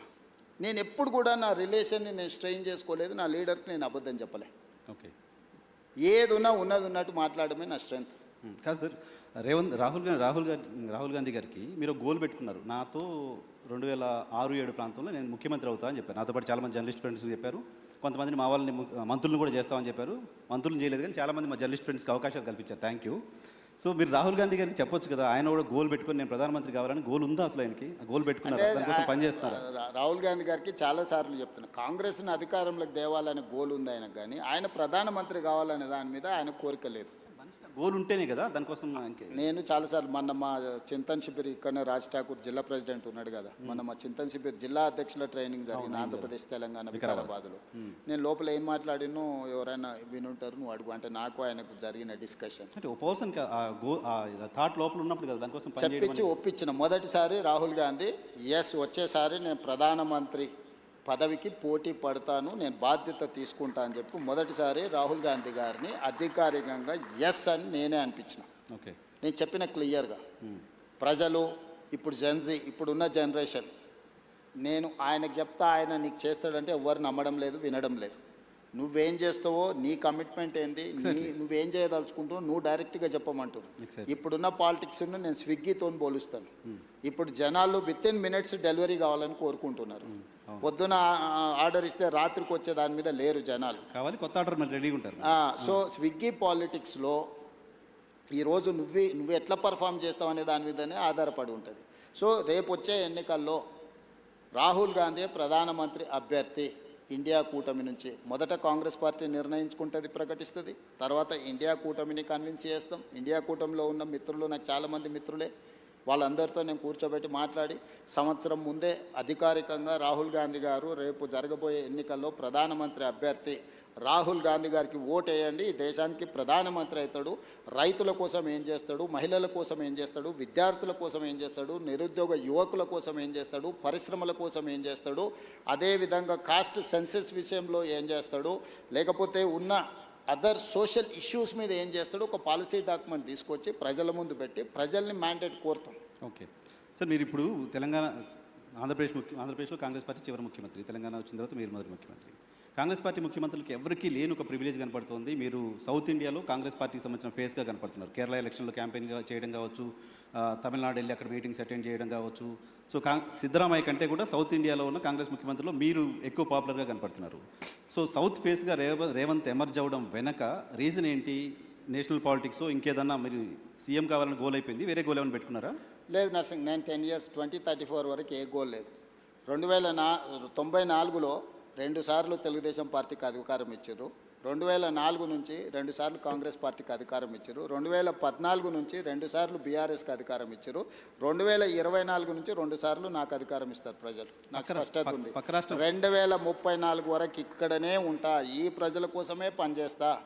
$1 trillion ఎకానమీని అక్కడికి తీసుకెళ్ళి 2047కి $3 trillion ఎకానమీ ఏదైతే మన నరేంద్ర మోడీ గారి ముందు స్పష్టంగా చెప్పినాం, భారతదేశం $30 trillion ఎకానమీ ఏదైతే వికసిత్ భారత్ 2047 లక్ష్యంగా పెట్టుకున్నారో, ఈరోజు మనము 3% లోపల జనాభా ఉంటే 5% జీడిపి కంట్రిబ్యూట్ చేస్తున్నాం. రేపు ఇదే జనాభా 10% జీడిపిని దేశానికి కంట్రిబ్యూట్ చేసే ప్రణాళికలు, దానికి రోడ్ మ్యాప్, దానికి భవిష్యత్ ఏ రకమైన విధానాలు తీసుకోవాలనో 2034 వరకు ఇక్కడనే క్షేత్రస్థాయిలో ఉండి ఈ పనులు చేస్తాను. సార్ అది నమ్మకమా? 10 ఏళ్ళు ఇస్తారులే నమ్మకమా? పక్క రాష్ట్రం ఆంధ్రప్రదేశ్లో 5 ఏళ్ళకి ప్రభుత్వం మారింది, డిఎంకే ప్రభుత్వం తమిళనాడులో కూడా 5 ఏళ్ళకి మారింది. నా జీవితంలో నేను జడ్పీటీసీ అవుతా అనుకున్నప్పుడు జడ్పీటీసీ అయినా, నేను ఎమ్మెల్సీ అవుతా అనుకున్నప్పుడు ఎమ్మెల్సీ అయినా, ఎమ్మెల్యే కావాలనుకున్నప్పుడు ఎమ్మెల్యే అయినా, 2014లో ఎంపీ అవుతా అని చాలా ప్రయత్నం చేసింది, నీకు కూడా తెలుసు కదా. కాకపోతే 19లో అయినా అదే మల్కాజ్గిరి నుంచి, 14లో కూడా మల్కాజ్గిరి నుంచి అవుతా అని చెప్పింది తెలుసు కదా. అక్కడ మిస్ అయినా కూడా 19లో మళ్ళీ అక్కడి నుంచి అయినా. జిల్లా పరిషత్ మెంబర్ ఉన్నప్పుడే తెలంగాణ వస్తే తెలంగాణకు ముఖ్యమంత్రి అవుతా అని చెప్పినావునా? చెప్పారు, నీతో చెప్పిన కదా, నీకు గుర్తుంది కదా. ఆ రోజు రాజశేఖర రెడ్డి గారు, చంద్రబాబు నాయుడు గారు నాయకత్వం ముందు తెలంగాణ ఎక్కడి నుంచి వస్తుందా, పిచ్చి బ్రహ్మలు అని మాట్లాడిన వాళ్ళు కూడా ఉండరు కదా. వచ్చింది కదా, వచ్చిన తెలంగాణకు ముఖ్యమంత్రి అయినా కదా. ఈ రోజు కూడా నేను చెప్తున్నా 34 వరకు నేను ఉంటా. కాన్ఫిడెన్స్ సార్, నేను ఈరోజు నీ ముందర చెప్పిపోతున్నా, నువ్వు దాచిపెట్టుకో. 34 తర్వాత నేను జాతీయ రాజకీయాల వైపు పోయినప్పుడు ఆ రోజు వచ్చి నువ్వు అడుగు. నువ్వు ఆ రోజు చెప్పి 34 వరకు ఇక్కడ 34 వరకు స్టేట్ పాలిటిక్స్. 34లో గెలిస్తే కూడా రేవంత్ రెడ్డి సీఎంగా ఉండరు, వెళ్ళిపోతారు. 34 తర్వాత మొత్తం 100% సీట్లు గెలిపించి కాంగ్రెస్కి అధికారం ఇచ్చినా కూడా నేను ముఖ్యమంత్రి పదవి తీసుకోను. నేను తర్వాతి తరానికి బదిలీ చాలా పెద్ద చేస్తా. స్టేట్మెంట్ ఇస్తున్నారు సార్. పెద్ద స్టేట్మెంట్ నీకు చెప్తున్నా, అందుకే నీకు చెప్పాలని నీకు చెప్తున్నా. ఓకే. ఎందుకంటే నీకు ముఖ్యమంత్రి అని చెప్పిన రోజు నువ్వు ఆశ్చర్యపోయినావు, అది ఎట్లా సాధ్యం, జిల్లా జడ్పీటీసీ ముఖ్యమంత్రి అవుతాడా అని. ఆశ్చర్యమే పోలే, మేము అనుకున్నాం కదా, మాట్లాడుకున్నాం చాలా ఆ సందర్భాల్లో రోజు మీరు- ఎవరైనా ఒక జడ్పీటీసీ ఇండిపెండెంట్గా గెలిచి రాష్ట్రం వస్తే నేను ముఖ్యమంత్రి అవుతా అంటే ఎవరైనా నమ్ముతారా? నమ్మరు కదా. సో ఇది నోట్ చేసి పెట్టుకోవచ్చు. 34 తర్వాత రేవంత్ రెడ్డి తెలంగాణ నేను ఈరోజు మాట్లాడే ప్రతి మాట నువ్వు దాచిపెట్టుకొని లైబ్రరీలో నీకు అవసరమైనప్పుడల్లా చూసుకో. ఓకే. నేను ఈరోజు చెప్తున్నా 34 వరకు నేను ముఖ్యమంత్రిగా 34 తర్వాత 34 తర్వాత పార్టీ ఎవరిని చేస్తే వాళ్ళని ముఖ్యమంత్రిని చేస్తాను. నేను గాను అవకాశం ఇస్తే కూడా మీరు కాదు. నేను తీసుకోను, నాకు చాలా, నాకు తెలుసు నా లైఫ్. ఎక్కడుంటారు మీరు? ఇంకా యంగ్ ఉన్నారు సార్, ఇంకా 30 ఏళ్ళు పాలిటిక్స్ చేస్తారు. జాతి దేశం చాలా విశాలంగా ఉంది, దేశానికి కూడా సేవలు అందిస్తా. ఓకే. జాతీయ స్థాయిలో నేను నా అనుభవాన్ని దేశం కోసం పంచుతా. నాకు దేశం పట్ల భక్తి ఉంది. నేను ముందే మన మోడీ గారి ముందర చెప్పిన పైలా దేశ్ దూసరా జనతా తీసరా దల్ అంటే మొదట దేశము, తర్వాత ప్రజలు, తర్వాత పార్టీ, తర్వాత నేను. సో నాకు ఒక స్పష్టత ఉంది. ఈ స్పష్టతలోనే ఇక్కడి వరకు వచ్చిన. సో మీరు నాకు 2006లో జడ్పీటీసీగా ఉన్నప్పుడు ముఖ్యమంత్రి అవుతా అని చెప్పారు. ఇప్పుడు ముఖ్యమంత్రిగా ఉన్నారు, జాతీయ రాజకీయాల్లోకి వెళ్తా అని చెప్తున్నారు. జాతీయ రాజకీయాల్లో ఏ చైర్ కోరుతున్నారు? ఏ చైర్ కోసం అనుకుంటున్నారు? రాహుల్ గాంధీని ప్రధానమంత్రిగా కూర్చోబెట్టి ఆ తర్వాత ఏ చైర్ ఇస్తే ఆ చైర్లో కూర్చుంటా. Right sir. నేను గతంలో నేను టీవీ 9లో పనిచేస్తున్నప్పుడు కావచ్చు, ఏబీఎన్ ఆంధ్రజ్యోతిలో పనిచేస్తున్నప్పుడు కావచ్చు, మనం ఇంటర్వ్యూకి వచ్చినప్పుడు మీరు నాకు చెప్పే ఏం అడగాలి సార్ అంటే ఏదైనా అడుగు అనేవాళ్ళు. ఆ లిబర్టీ తీసుకొని కొన్ని క్వశ్చన్స్ అడగొచ్చు కదా. డన్. Thank you. తెలంగాణకు సంబంధించి, హైదరాబాద్కు సంబంధించి సినిమా ఇండస్ట్రీ ఎందుకు రేవంత్ రెడ్డి పట్ల నెగిటివ్గా ఉందా, లేకపోతే రేవంత్ రెడ్డి సినిమా ఇండస్ట్రీ పట్ల నెగిటివ్గా ఉన్నారా అలాంటి ఒక ఇంప్రెషన్ బయట సొసైటీలో ఉంది. రీజన్ ఏంటో తెలియదు, మీరు చెప్పాలి. దాంతోపాటు తెలుగు సినిమా ఇండస్ట్రీ ఏమో అంటిముట్టినట్టుగా ఉంటుంది. బాలీవుడ్ మొత్తం ఇంటికి వస్తుంది. అమితాబ్ బచ్చన్ వస్తున్నారు, ఆయన ఎవరు ఇంకా సల్మాన్ ఖాన్ వస్తున్నారు, అజయ్ దేవ్గన్ వస్తున్నారు, బాలీవుడ్ అంతా వస్తుంది. తెలుగు సినిమా ఇండస్ట్రీతో ఎందుకు ఆ డిటాచ్మెంట్ ఉంది మీకు? నాకు డిటాచ్మెంట్ ఏం లేదు. నాకు ఎక్కువ వివరాలు తెలుసు కాబట్టి కొంతమంది నా దగ్గరకు వచ్చి వేరే చెప్పలేరు. ఎందుకంటే నాకు అందరి గురించి చాలా విషయాలు తెలుసు కదా. నేను కొత్తగా చూస్తలేను పరిశ్రమ. కొంతమంది అమెరికా నుంచి వచ్చిన వాళ్ళకు సెలబ్రిటీస్ అంటే సోషల్ క్లైంబింగ్ అంటారు దీన్ని ఇంగ్లీష్లో. ఓకే. సడన్గా మనకు డబ్బులు వచ్చినా, సడన్గా హోదా వచ్చినా, అప్పటి వరకు మనలో అణిచివేసుకున్న విపరీతమైన కోరికలు కొన్ని ఉంటాయి. దాంతో ఏమైందంటే ఒక్కసారిగా అవి నిద్రలేస్తే అరే నాకు సెలబ్రిటీ పరిచయం ఉండాలా, ఆ సెలబ్రిటీ నేను కలవాలా, లేకపోతే నన్ను ఆయన కలవాలా అని సోషల్ క్లైంబింగ్ అంటారు దాన్ని. అంటే అట్లా బయట ప్రపంచంలో ఉండే వాళ్ళతో కొంత కలవాలని కోరికలు ఉంటాయి. నేను 30 ఏళ్ళ క్రితం అందరూ ఇప్పుడు స్టార్స్ అని చెప్పేటోళ్ళు అందరూ కిడ్స్ ఉన్నప్పుడు నాకు తెలుసు. ఓకే. నేను పేర్లు చెప్పాను కానీ వాళ్ళు స్కూల్కి వెళ్ళి, లేకపోతే జూనియర్ కాలేజ్కి వెళ్ళి, లేకపోతే వాళ్ళు కాలేజ్ నుంచి బయటకు వచ్చి సింగిల్ బియర్ తాగాలనుకున్నప్పుడు కూడా నా దగ్గరకు వచ్చేటోళ్ళు. అన్న నువ్వు సంతకం పెడితే నేను బియర్ తాగుతా అని. సింగిల్ బీర్ తాగడానికి మీరు వచ్చారు, మీ దగ్గరికి వచ్చారు. ముఖ్యమంత్రి అయిన తర్వాత మీ దగ్గర రావడానికి అదే భయపడతారు. చెప్తున్నా. అన్ని చూసిన తర్వాత నాకు వచ్చి కొత్తగా చెప్పలేరు కదా నర్సింగ్. ఓకే. సో అందుకోసమని నేను ఏ పరిశ్రమతోనైనా ధూళిపేట్ల గుడంబ అమ్ముకునే వాళ్ళతోని నేను అంతే రిలేషన్ మెయింటైన్ చేస్తా. Top of the top star వచ్చినా కూడా నేను అట్లనే ఉంటా. Wipro, Microsoft or any other company CEO వచ్చినా నేను అంతనే ఉంటా. అమెరికన్ అంబాసిడర్ వచ్చినా కూడా నేను అదే విధంగా ఉంటాను. నువ్వు నా బిహేవియర్ చూడు. నువ్వు యావరేజ్ లీడర్తోనున్నా, ప్రధానమంత్రితోనున్నా నేను వంగి నమస్కారాలు పెట్టుడు, అతి వినయాలు చేసుడు, లేకపోతే టూ మచ్ ఏదో ఇంప్రెస్ చేసేసి ఏదో నటించేద్దామని నా బ్లడ్లోనే లేదు. నేను ఉన్నది ఉన్నట్టు ఉంటా, వచ్చేది వస్తుంది, పోయేది పోతుంది. ఇట్లుంటేనే ముఖ్యమంత్రి అయినా. ఇంకా కొత్తగా ఏంది నేను చేసేది? ఏం పని ఉంది నాకు? ఇప్పుడు ప్రతి ఒక్కరికి లైఫ్లో సక్సెస్కి ఒక ఫార్ములా ఉంటుంది. నువ్వు యాజ్ జర్నలిస్ట్ నువ్వు సక్సెస్ అయినావంటే నీకు ఒక ఫార్ములా ఉంటుంది, లేకపోతే ఒక వర్కింగ్ స్టైల్ ఉంటుంది. ఇంకొక లీడర్కి ఇంకొక లాగా ఉంటుంది, ఇంకొక సెలబ్రిటీకి ఇంకొక లాగా ఉంటుంది. నాకు నా లైఫ్ ఇట్లనే గౌరవాన్ని తెచ్చిపెట్టింది, హోదాని తెచ్చిపెట్టింది, ఈరోజు గుర్తింపు వచ్చింది. సో నా లైఫ్ అనేది ఇట్లనే ఉంటుంది నర్సింగ్.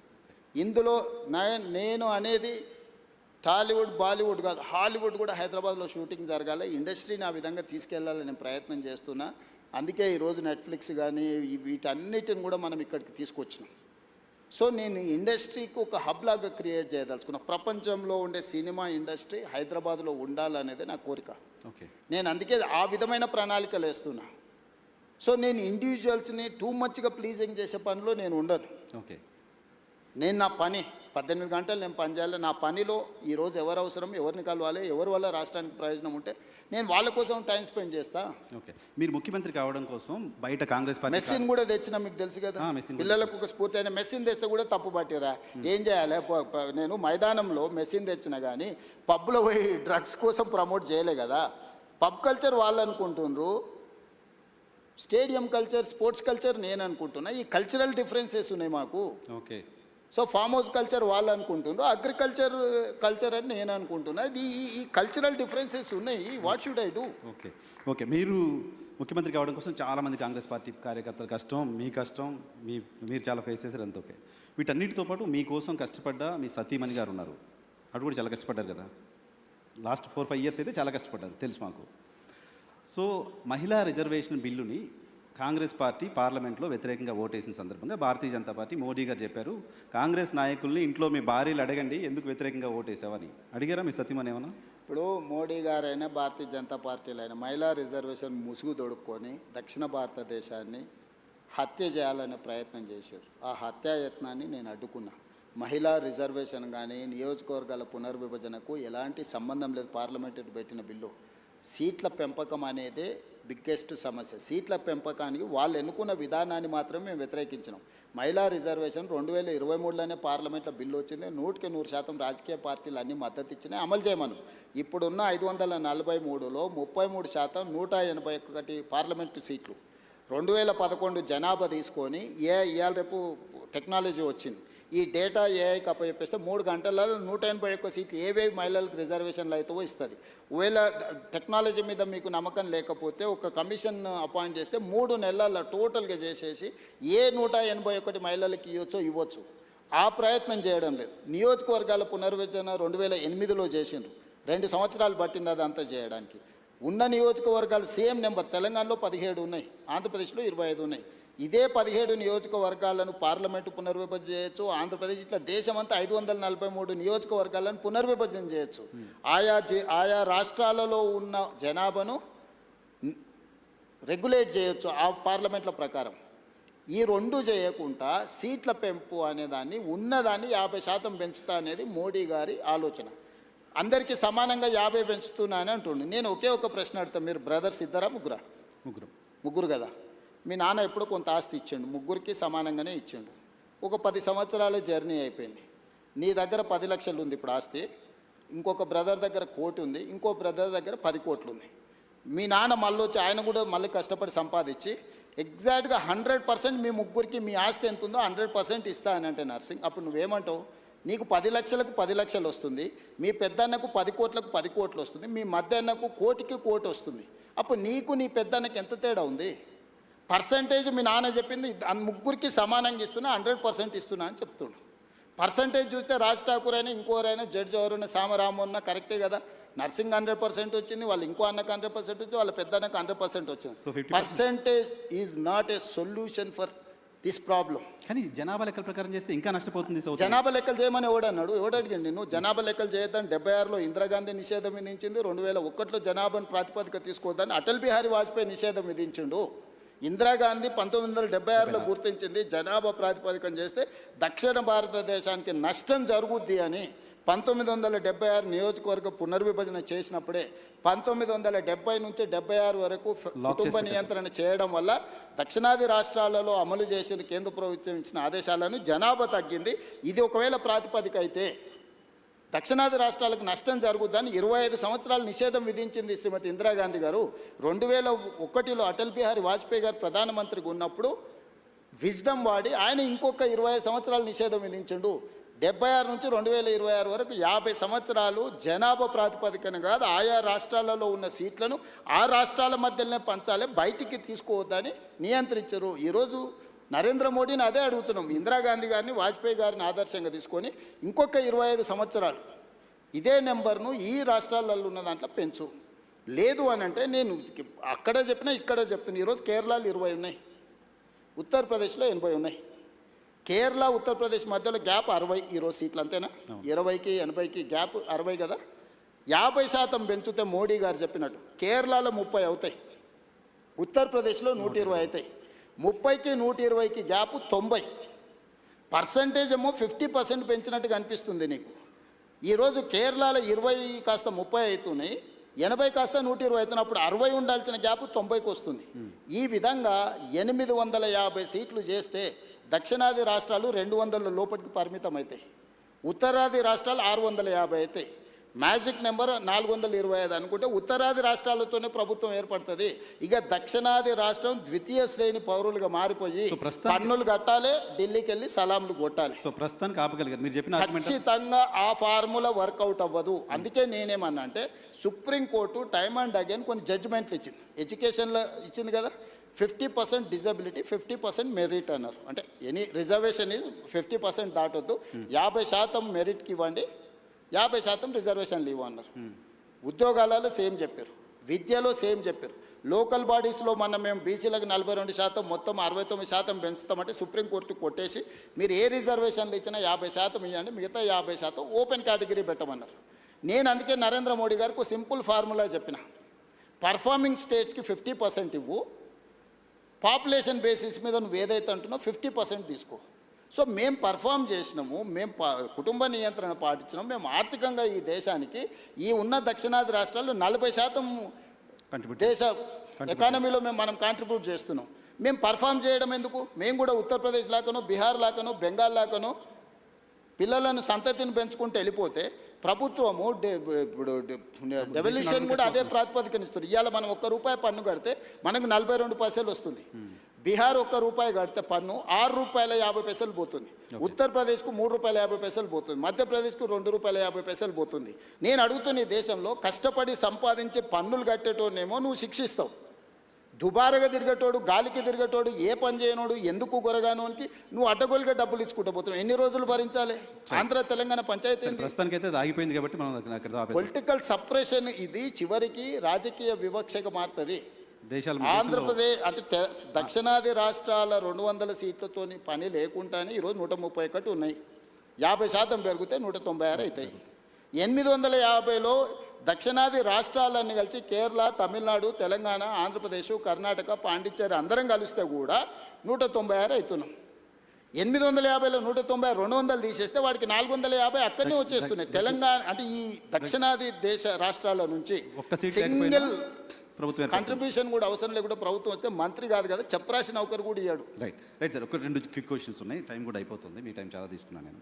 సో మహిళల పైన దాడులకు సంబంధించిన అంశంలో తెలంగాణ ప్రభుత్వం పైన చాలా విమర్శలు చేస్తున్నారు. మహిళలపైన దాడులను అరికట్టడంలో ఫెయిల్ అయింది, గతంలో షీ టీమ్స్ ఉండే ఇంకేదో చేశాము, ఇప్పుడు అది ప్రాపర్గా లేదు అనే విమర్శ వస్తుంది. రీసెంట్గా కేంద్ర మంత్రి బండి సంజయ్ గారి కుమారుడికి సంబంధించిన అంశం ఒకటి ఉంది, దానిలో ప్రభుత్వం ప్రాపర్గా యాక్ట్ చేయలేదు లాంటి ఒక విమర్శని మీ ప్రభుత్వం ఫేస్ చేస్తుంది. అంటే నేను అనేది మహిళల దాంట్లో నువ్వు పాత కేసులు ఇప్పుడు క్రైమ్ చూడు, మేము నియంత్రించింది చూడు, గతంలో జరిగిన బ్రూటల్ రేప్స్ కానీ టీఆర్ఎస్ లీడర్లే ఇన్వాల్వ్ అయ్యి మహిళల మీద చేసిన దాడులు కానీ అన్నీ లెక్క తీసుకో. ఎస్, నువ్వు అన్నది బండి సంజయ్ గారి వివాదం జరుగుతుంది. మొట్టమొదట 8th రోజు 8వ తారీఖు రోజు రాత్రి 7:30 గంటల 8 గంటల ప్రాంతంలో వాళ్ళ మదర్ పేట్ బషీరాబాద్ పోలీస్ స్టేషన్కి వచ్చి ఒక ఫిర్యాదు చేసింది, మా అమ్మాయి మీద లైంగిక దాడి జరిగింది, మీరు ఫిర్యాదు చేయండి అని. వితిన్ ఏ అవర్ మేము ఫోక్సో కేసులు కట్టి తల్లి ఇచ్చిన స్టేట్మెంట్ మీద రికార్డ్ చేసినాం. ఒక కంప్లైంట్ వచ్చినాక 24 గంటల లోపల ఆ అమ్మాయి బాధితురాలి స్టేట్మెంట్ తీసుకోవాలి. ఇక్కడ ఆ అమ్మాయి మైనర్ అనేది ఎవరు ప్రూవ్ చేయాలా? ఇమ్మీడియట్గా అమ్మాయితోనే వెళ్ళి స్టేట్మెంట్ తీసుకొని సెక్షన్స్ ఆల్టర్స్ చేసినాం. 10th రోజు ప్రధానమంత్రి ఇక్కడికి వచ్చింది. మేము ఎక్కడికి వెళ్ళాలి? ప్రధానమంత్రికి 9-10 తారీఖు 10,000 మంది పోలీసులతో రక్షణ కల్పించాల్సి వచ్చింది. ప్రధానమంత్రి గారు ఒక్క ప్రోగ్రామ్ అటెండ్ కావాలి, 6 ప్రోగ్రాంలు అటెండ్ అయ్యారు. హైటెక్ సిటీ కావచ్చు, సింధు హాస్పిటల్ కావచ్చు, పవన్ కళ్యాణ్ కావచ్చు, చంద్రబాబు నాయుడు గారు కావచ్చు, బేగంపేట కావచ్చు, పరేడ్ గ్రౌండ్లో పబ్లిక్ మీటింగ్. వేలాది మంది కార్యకర్తలు వచ్చినప్పుడు సిస్టమ్ మొత్తము 4 days కంటిన్యూస్గా 10,000 పోలీసు ఈ మొత్తం కమిషనరేట్లలో అందరూ అక్కడనే డిప్లాయ్ చేయాల్సి వచ్చింది. Prime minister security. చిన్న మిస్టేక్ జరిగితే ఏం జరుగుతుందో నీకు తెలియదేముంది. అందులో హైదరాబాద్ హై సెన్సిటివ్ సిటీ. రకరకాల దేశంలో ఏ మూలన ఐఎస్ఐ దాడులు జరిగితే కూడా దాని మూలాలు అప్పుడప్పుడు హైదరాబాద్లో వెళ్తూ ఉంటాయి. సో ప్రధానమంత్రి పర్యటనను చాలా సీరియస్గా తీసుకొని 10th రోజు 11th పొద్దున్నే ఇమ్మీడియట్గా సెక్షన్స్ ఆర్డర్స్ వేసి ఇమ్మీడియట్గా వాళ్ళ ఇంటికి వెళ్ళి నోటీస్ ఇచ్చినాం. ఇప్పుడు దాంట్లో అమ్మాయి డేట్ ఆఫ్ బర్త్ ఇష్యూస్ మీద 2 రకాల ఆరోపణలు ఉన్నాయి. 2 రకాల ఆరోపణలు ఉన్నప్పుడు ఇప్పుడు బండి సంజయ్ వాళ్ళ కొడుకు కూడా పోయి పోలీస్ స్టేషన్లో అంతకంటే ముందే కంప్లైంట్ ఇచ్చిన. వాళ్ళు కంప్లైంట్ ఇచ్చిన తర్వాత 2 గంటల తర్వాత వీళ్ళు వచ్చి కంప్లైంట్ ఇచ్చారు. ఇప్పుడు అతను ఇచ్చిన కంప్లైంట్ కరీంనగర్లో ఇచ్చిండు, వీళ్ళు ఇచ్చిన కంప్లైంట్ సైబరాబాద్లో ఇచ్చిండు. కంప్లైంట్స్ను బేరీజ్ వేసుకోవడమే కాకుండా ఇప్పుడు అందులో ఉన్న ఆరోపణలని ఆ అమ్మాయి స్టేట్మెంట్ తీసుకోకుండా ఫోక్సో కేసులో పర్టికులర్గా మైనర్ గర్ల్ విషయంలో అమ్మాయి స్టేట్మెంట్ తీసుకోకుండా ముందుకు వెళ్ళడానికి లేదు. ఇమ్మీడియట్గా అమ్మాయి స్టేట్మెంట్ తీసుకొని సెక్షన్స్ ఆల్టర్స్ చేసి ఇమ్మీడియట్గా నోటీస్ ఇస్తే అతను అబ్స్కాండ్లో ఉన్నాడు. సో ఈరోజు మేము చేస్తున్న దాంట్లో చట్టబద్ధంగా ఒకవేళ అడావిడికి వెళ్ళి మేము ఇంటి మీద పడి ఒక 1000 మంది పోలీసులను పంపిస్తే మీరేమంటారు? రాజకీయ వివక్ష. ప్రధానమంత్రి సభ విజయవంతమైనందుకు రేవంత్ రెడ్డి గారు భారతీయ జనతా పార్టీకి భయపడిపోయి బండి సంజయ్ మీద పోలీసులతో దాడులు చేయించడానికి మళ్ళీ మీరే మాట్లాడేటోళ్ళు. సో ఇప్పుడు ఎవరికి మా ప్రభుత్వంలో నేను మీకు చెప్తున్నా, అది సినిమా స్టార్లు అయినా సరే, ప్రజాప్రతినిధులైనా సరే, వాళ్ళ పిల్లలైనా సరే, ఎవ్వరికి మినహాయింపు లేదు. మీరు నన్ను చూసిండ్రు సినిమా తారల విషయంలో ఎట్లా వ్యవహరించినా, ప్రజాప్రతినిధులు డ్రగ్స్లలో దొరికితే ఏ రాష్ట్రంలోనైనా ఏ పార్టీలైనా నేను ఏ విధంగా తీసుకొచ్చినా ఇందులో కూడా ఎలాంటిది లేదు. ఇది మైనర్ గర్ల్ ఇష్యూ. మేము గట్టిగా చెప్పడానికి లేదు, ఎట్లా పడితే అట్లా వ్యవహరించడానికి లేదు. ఆ బాధిత కుటుంబానికి రాష్ట్ర ముఖ్యమంత్రిగా నేను న్యాయం చేస్తానని ఒక హామీ ఈ వేదిక నుంచి ఇవ్వగలుగుతారా సార్? నేను అనేది ఎవరైతే నేరస్తులు ఉందో 100% శిక్షించే బాధ్యత నాది. హోంశాఖనే కాదు, నేను ముఖ్యమంత్రిని. నేను పక్కడ్బందీగా ప్రణాళిక చేస్తున్నా. నేను ఒకవేళ సహాయం చేయాలంటే ఫోక్సో కేసే పెట్టాను కదా నర్సింగ్. ఫోక్సో కేసు పెట్టిన కంప్లైంట్ వచ్చిన గంటలో ఫోక్సో కేసు పెట్టిన అంటే what is my commitment? POCSO case ఎందుకు పెడతాం? ఏదో అమ్మాయి వచ్చింది, మదర్ వచ్చింది, మదర్ కంప్లైంట్తోని ఫోక్సో కేసులు పెట్టడం సీరియస్ సెక్షన్స్ పెట్టలేము. బాధితురాలి యొక్క స్టేట్మెంట్ తీసుకున్న తర్వాతనే మనం చేయాలి. ఈ చట్టంలో ఉన్న నిబంధన. సో ఇప్పుడు ఇప్పుడు కొన్నిసార్లు మైనర్ పిల్లలు ప్రేమించుకుంటారు. వాళ్ళ ప్రేమ విషయం తల్లిదండ్రులకు నచ్చకపోతే తల్లిదండ్రులు కొన్నిసార్లు కోపానికి వస్తారు, కొన్నిసార్లు డిఫరెంట్గా వాటి మీద ఒత్తిడి తీసుకొస్తుంటారు. ప్రభుత్వం అనేది అసర్టైన్ చేసుకోవాలి కదా. దట్టు ఒక ప్రధానమంత్రి వచ్చే ముందలా వచ్చిన 2 ఫిర్యాదులు, అక్కడనేమో హానీ ట్రాప్ అని బండి సంజయ్ కుటుంబం కేసు పెట్టింది, ఇక్కడేమో మైనర్ అమ్మాయి మీద లైంగిక దాడి జరిగిందని వీళ్ళు కేసు పెట్టారు. రెండింటిని పరిశీలించడానికి పోలీసులకు కనీసం 24 గంటలని పడితే వాళ్ళు ఇచ్చింది రాత్రిపూట. ఒక ఆయన 8 తారీఖు 5 గంటలకు ఇస్తే ఇంకొకరు 8 తారీఖు 9 గంటలకు ఇచ్చారు. 9 తారీఖు నాడు ఎంబడే మేము రంగంలో దిగి పోలీసులు మొత్తం తీసుకొని మొత్తం స్టేట్మెంట్స్ రికార్డ్ చేసి సెక్షన్స్ ఆల్టర్ చేసిన 9 తారీఖు. 10 తారీఖు నాడు ప్రధానమంత్రి మొత్తం నేను పర్యటనలో ఉన్న మొత్తం వ్యవస్థ ఉంది. 11 పొద్దున్నే నేను సమీక్ష చేసి ఒక ఉమెన్ ఐపీఎస్ ఆఫీసర్ని అపాయింట్ చేసి కంప్లీట్గా డీటెయిల్ చేసి సెక్షన్స్ ఆల్టర్ చేసి బండి సంజయ్ ఇంటికే కాదు, బండి సంజయ్ బావమరిది ఇంటికి ఢిల్లీలో కూడా అందరినీ 5 పోలీస్ టీంలను ఈరోజు పంపించినాం. ఎక్కడన్నా ప్రభుత్వం కేసుని ఏమైనా డైల్యూట్ చేసిందా? ఇప్పుడు కొడుకు నేరం చేస్తే తండ్రిని అరెస్ట్ చేస్తారా? నువ్వు చెప్పు. ఇట్లాంటి కేసులలో ఇప్పుడు కొడుకు ఏదైనా తప్పు చేసినా అంటే బండి సంజయ్ని అరెస్ట్ చేయాలా? ఏం కోరుకుంటుండ్రు? ఇప్పుడు బండి సంజయ్కి బీఆర్ఎస్ వాళ్ళకు పొసగలేదా, పొసిగిందా, ఎక్కడైనా తేడా వచ్చిందా, ఇవన్నీ నేను చెప్పలేను. కానీ ఆర్ఎస్ ప్రవీణ్ కుమార్ గారు వాలంటీర్ రిటైర్మెంట్ తీసుకున్న ఆఫీసర్, ఆయనే ఇన్వెస్టిగేటింగ్ ఆఫీసర్ అనుకుంటే ఆయన ఐపీఎస్ కాదు, ఇప్పుడు is no more IPS officer. ఆయన రిటైర్ అయిపోయింది. ఓ గడిలకు వ్యతిరేకంగా కొట్లాడుతున్నాడు, ఇప్పుడు ఆ గడిల దగ్గరనే గులాంగిరి చేస్తున్నాడు. పోలీసులు బెదిరిస్తున్నారు బాధిత కుటుంబాన్ని. ఎవరికి అవసరం ఉందా? పోలీసు బెదిరిస్తే కేసు ఎందుకు కడతాము? ఇప్పుడు ఇది మినిమం లాజిక్. కంప్లైంట్ వచ్చినప్పుడే పోక్సో కేసు కట్టిన ప్రభుత్వం బెదిరించినట్ట, లేకపోతే బాధితురాలు పక్షాన నిలబడ్డట? ఇమ్మీడియట్గా అమ్మాయి స్టేట్మెంట్ను తీసుకొని ఆ స్టేట్మెంట్ ప్రకారం సెక్షన్స్ ఆల్టర్ చేస్తే మేము బాధితురాలు పక్షాన్ని ఉన్నట్ట, లేకపోతే అవతల పక్షాన్ని ఉన్నట్ట? ఇప్పుడు వీళ్ళ ప్రాబ్లము కేటీఆర్ గారికి, ప్రవీణ్ కుమార్ గారికి, బండి సంజయ్కి పంచాయతీ ఉండొచ్చు. ఆ పంచాయతీ రాజకీయాలలో వాళ్ళు ఏమైనా తెలుసుకొని ఎవరినెవరైనా తిట్టుకొని ఎవరినెవరైనా కొట్టుకొని, ఇప్పుడు ఆయన ఎవరో వాళ్ళ ఎమ్మెల్యే తిట్టిండు, వాళ్ళు వచ్చి వీళ్ళని తన్నిండ్రు. ఆయన ఏమంటుండు, వాడు తిడితే నేను దాంతో నాకు తెలిసిన చదువు ఇదే అని ఆయన అంటుండు. నేనేమంటున్నా, ఎవరు ఫిర్యాదు చేసినా కూడా దానికి క్షుణ్ణంగా పరిశీలించి కేసులు కచ్చి చట్ట ప్రకారం శిక్షిస్తా అంటున్నా. ఇన్ని రోజులు బీఆర్ఎస్ వాళ్ళు ఏమన్నారు, మన బీజేపీ వాళ్ళు ఏమన్నారు, రేవంత్ రెడ్డి కేటీఆర్ను కేసీఆర్ను జైల్లో పెడతలేడు, వీళ్ళిద్దరు కుమ్ముక్కైనరు అన్నారు. ఇప్పుడు బీఆర్ఎస్ వాళ్ళు ఏమంటున్నారు, రేవంత్ రెడ్డి బీజేపీ వాళ్ళు కుమ్ముక్కైనరు, బండి సంజయ్ని జైల్లో పెడతలేడు. ఇప్పుడు కేటీఆర్కి సంబంధించిన కేసులు ఉంటే పద్ధతి ప్రకారం విచారణ ఛార్జ్షీట్లు ఫ్లైన్ చేసినాం, ఏసీబీ ఇప్పుడు నోటీస్ ఇచ్చింది కదా. నేను ఎవరి పట్ల బీఆర్ఎస్ అయినా, బీజేపీ అయినా, ఎంఐఎం అయినా, ఇంకో రాజకీయ పార్టీ ఏదైనా, నా పార్టీలో ఉన్న వాళ్ళనైనా చట్ట ప్రకారం విచారణ చేసి, ఇది పిల్లల భవిష్యత్తుకు సంబంధించింది. వైఎన్ఆర్ నేను క్లియర్గా చెప్తాను, ఇది పిల్లలకు భవిష్యత్తుకు సంబంధించింది. ఏ చిన్న మిస్టేక్ విచారణలో ప్రభుత్వం చేసినా ఆ పిల్లల జీవితాలు పూర్తిగా దెబ్బతింటాయి. అది అమ్మాయి కావచ్చు, అబ్బాయి కావచ్చు. ఇప్పుడు ఆ అమ్మాయికి సంబంధించి 2 డేట్ ఆఫ్ బర్త్లు, 2 సర్టిఫికెట్లు ఉన్నాయని వాళ్ళకు ఫిర్యాదు చేశారు. నేను అసర్టైన్ చేసుకోవాలి కదా, ఇప్పుడు ఆ స్కూల్కి వెళ్ళాలన్నా, 10th క్లాస్ సర్టిఫికేట్ జరగాలి. తీసుకోవాలన్నా, ఆ అమ్మాయి ఏ హాస్పిటల్లో జన్మించిందో హాస్పిటల్ నుంచి బర్త్ సర్టిఫికేట్ తీసుకోవాలన్నా, ఆ అమ్మాయికి సంబంధించిన ఆధార్ కార్డు తీసుకోవాలన్నా, ఈ 3 రకాల సర్టిఫికెట్లు సేకరించాలంటే పోలీసుల కనీసం 24 గంటలు పట్టదా? ఆ అమ్మాయి చదువుకున్న స్కూల్ ఎక్కడుందో ఫస్ట్ మేము కనుక్కోవాలన్నా, ఆ అమ్మాయి ఆధార్ కార్డు ఎక్కడుందో తీసుకోవాలన్నా, ఆ అమ్మాయి ఏ హాస్పిటల్లో జన్మించిందో వివరాలు సేకరించాలన్నా, ఇవన్నీ తీసుకోకుండా నేను ఎట్లా ఒకవేళ కేసు కట్టిన అనుకో, రేపు ఒకవేళ ఇప్పుడు వాళ్ళు చెప్తున్నాడు వాళ్ళ దగ్గర ఏదైనా ఆధారం ఉందనుకో, అమ్మాయి మేజర్ అని, నువ్వేమంటావు? బండి సంజయ్ మీద పడక వాళ్ళ పిల్లగాని మీద రేవంత్ రెడ్డి రాజకీయంగా ఎదుర్కోలేక పిల్లగాన్ని అడ్డం పెట్టుకొని రాజకీయాలు చేస్తుండు.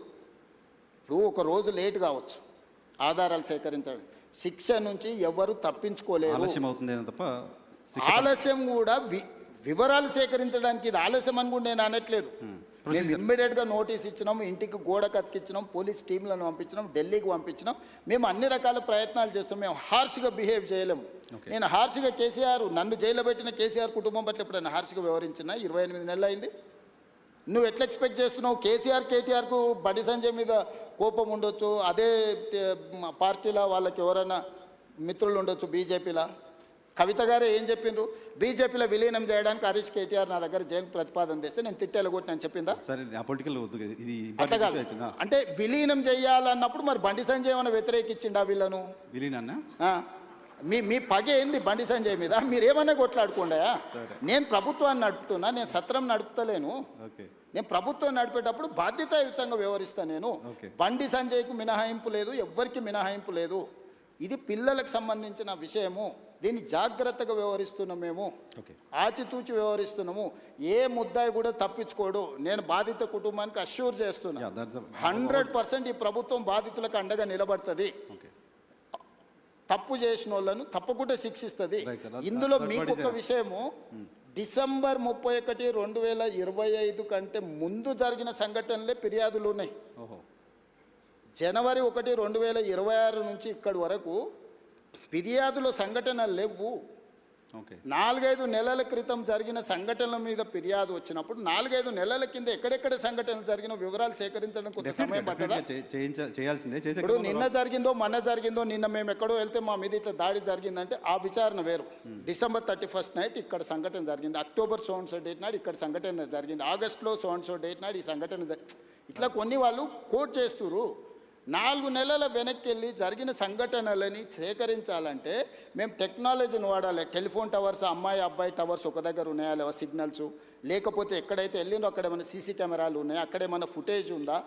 పోలీస్ విచారణ అంతా ఓకే. అరే మరి అంటే మీరు సింపుల్గా ఎందుకు అర్జెంటుగా తీసుకొచ్చేసి కోదండం ఎక్కించి కొడతలేరు, సంజయ్ కొడుకుని ఊరేస్తలేరు? ఈ అంటే ఏమంటారు, ఇది ఇది ఎట్లా ఆన్సర్ చేయాలి? నేను దాని గురించి ఎక్కువ డిస్కషన్ ఒకటి జనరల్గా ఆన్సర్ చేయాల్సింది ఏంటంటే, భారత హోంశాఖ మంత్రి కొడుకు కేసు అయిన తర్వాత పారిపోవడం ఏంటి? అది చాలా తప్పు. అది బండి సంజయ్ గారు నైతిక బాధ్యత తీసుకొని కొడుకుని ఎంబడే విచారణకు పంపించాలి. నేను కూడా సూచన చేస్తున్న ప్రజాప్రతినిధిగా ధైర్యంగా ఎదుర్కోవాలి. పారిపోతే పరిష్కారం కాదు కదా. నేను బండి సంజయ్కి సూచన చేస్తున్నా. బండి సంజయ్ కూడా కష్టపడి కింది నుంచి కార్యకర్త నుంచి అక్కడికి వచ్చిండు. కొడుకు తప్పిదం వల్ల ఆయనకు తలవంపులు వచ్చినాయి. కానీ నిలబడి తప్పైనా ఒప్పైనా నిలబడి జవాబు చెప్పాల్సిన బాధ్యత ప్రజాప్రతినిధిగా బండి సంజయ్ మీద ఉంది. దాని నుంచి ఆ బాధ్యత నుంచి బండి సంజయ్ తప్పించుకోలేడు. నేను ఈ వేదిక మీద నుంచి బండి సంజయ్ గారికి సూచన చేస్తున్నా, తక్షణమే నీ కొడుకుని తీసుకొచ్చి పోలీస్ స్టేషన్లో నువ్వే అప్పచెప్పు. దానివల్ల నీ గౌరవం పెరుగుతుంది సమాజంలో. విచారణను ఎదుర్కోమనుండ్రి. తప్పో ఒప్పో విచారణ అధికారులు తెలుసా, నిజాయితీ కలిగిన అధికారులను వేసిన విచారణ ఎదుర్కొని నిలబడు. అంతే తప్ప పారిపోతే ఆదర్శంగా ఉండాలి. ఇప్పుడు మేము ఇవన్నీ ఇవన్నీ అసర్టైన్ చేసుకున్న తర్వాత కంప్లీట్గా అగ్రెసివ్గా పోలీస్ బిహేవ్ చేస్తారు. ఇప్పుడు ఇవన్నీ అసర్టైన్ చేసుకొని నోటీసులు ఇచ్చినాం, వాళ్ళకి సమయం ఇచ్చినాం. ఆ నోటీస్ సమయం లోపల వాళ్ళు స్పందిస్తారని ఆశ, స్పందించకపోతే పోలీస్ రకంగా వ్యవహరిస్తుంది. దీంట్లో 2 రోజులు వాయిదా వేసుకోవడం వల్ల వాళ్ళకు వచ్చే లాభం ఏం లేదు. నిలబడి విచారణను ఎదుర్కొంటే వాళ్ళ గౌరవమైన పెరుగుతుంది రాజకీయంగా. రైట్ సార్ మీ టైం కూడా అయిపోయింది. జస్ట్ క్విక్గా 2 క్వశ్చన్స్ తీసుకొని క్లోజ్ చేస్తా. క్వశ్చన్ ఏంటంటే, మోదీ గారు మొన్న హైదరాబాద్కి వచ్చినప్పుడు హంసే జుడ్జావ్ అన్నారు మిమ్మల్ని. దానికి మీరు డైరెక్ట్గా ఆన్సర్ చెప్పకుండా చిట్ చాట్లో ఏదో చెప్పి వదిలేశారు. ఇక్కడ ఆన్ రికార్డ్ కెమెరాలు ఏం చెప్పారు ఆయన? కలిసి నడవమంటే దాని అర్థం మేము ఏంటి? మేము మీరు మాట్లాడుకున్నది మీరు పొలిటీషియన్ మాత్రమే కాదు, పొలిటికల్ అనలిస్ట్ కూడా కదా. మీకు ఎలా అనిపించింది? అధికారిక కార్యక్రమంలో ఒక రాష్ట్ర ప్రభుత్వం, కేంద్ర ప్రభుత్వం అధికారిక కార్యక్రమంలో ప్రధానమంత్రిగా వారు, ముఖ్యమంత్రిగా నేను అందులో పాల్గొన్నాను. మొదట నేను మాట్లాడినప్పుడు నేను వారికి రాష్ట్రంలో ఉన్న పరిస్థితులు, ప్రధానమంత్రి మన్మోహన్ సింగ్ గారు ఉన్నప్పుడు ఆయన గుజరాత్ ముఖ్యమంత్రి, వారి సహకారం వల్ల 10 సంవత్సరాలలో గుజరాత్ మోడల్ అని తయారు చేసి దేశానికి ఒక గొప్ప విధానాన్ని అందించినామని వాళ్ళు చెప్పుకుంటున్నారు. మరి మన్మోహన్ సింగ్ గారు అంత మెగ్నానిమిటీ చూపిస్తే నువ్వు గుజరాత్ మోడల్ తయారు చేయగలిగినావు కదా ముఖ్యమంత్రిగా. ఈరోజు మీరు మోడీ గారు ప్రధానమంత్రిగా ఉన్నారు, మా తెలంగాణ ప్రజలు నా నుంచి కూడా తెలంగాణ మోడల్ ఎక్స్పెక్ట్ చేస్తున్నారు. ఆనాడు మోడీ గారు మీకు అందించిన సహకారం ఈనాడు మోడీ గారు రేవంత్ రెడ్డికి అందించాలి. దాంతో ఈ దేశ ఆర్థిక వ్యవస్థలో 10% మేము కాంట్రిబ్యూట్ చేస్తాం, నీ సహకారం మాకు కావాలి స్పష్టంగా నేను చెప్పిన. అప్పుడు ఆయన వికసిత్ భారత్ గురించి చెప్పి ముజే జోడా నువ్వు ఏదైతే అంటే ఆ రోజుల్లో ఇచ్చినట్టు ఇస్తే నీకు సగమే వస్తాయి అన్నాడు. ఆ రోజున్న రూపాయి మారకం విలువ ఈ రోజు ఇప్పుడే టీవీలో చూసిన 97 రూపాయలు అయినట్టుంది డాలర్. ఆ రోజు ఎంత ఉంది? 45 రూపాయలు 50 రూపాయలు ఉంది. సో ఈ కంపారిజన్ ఆర్థిక వ్యవస్థ బడ్జెట్ విన్నాం సార్ మేము. కానీ ఆయన రేవంతాజీ అని పాజ్ ఇచ్చి పర్టికులర్గా మాట్లాడాడు. అది అంటే రాష్ట్ర ప్రభుత్వం గత 10 సంవత్సరాలు కేసీఆర్ గారు ఏ రోజు కూడా సహకరించలేదు, సహకారం తీసుకోలేదు, కేంద్ర ప్రభుత్వంతో కలిసి రాలేదు, మాకు అనుమతులు అడగలేదు, మమ్మల్ని నిధులు అడగలేదు. జస్ట్ అప్కే ప్యార్ రహేతో బస్ హై ప్యార్ మే మై మర్ జాऊंगा అని చెప్పి మెదక్లో ఒకసారి అన్నాడు. ఆయన ప్రేమ అడిగిండు, నువ్వు మాత్రం నిధులు అడుగుతున్నావు, నిధులు అడగాలంటే మాతో కలిసి ఉండాలన్నాడు. నేను కూడా కలిసి ఉంటా, కలిసి పనిచేద్దాం.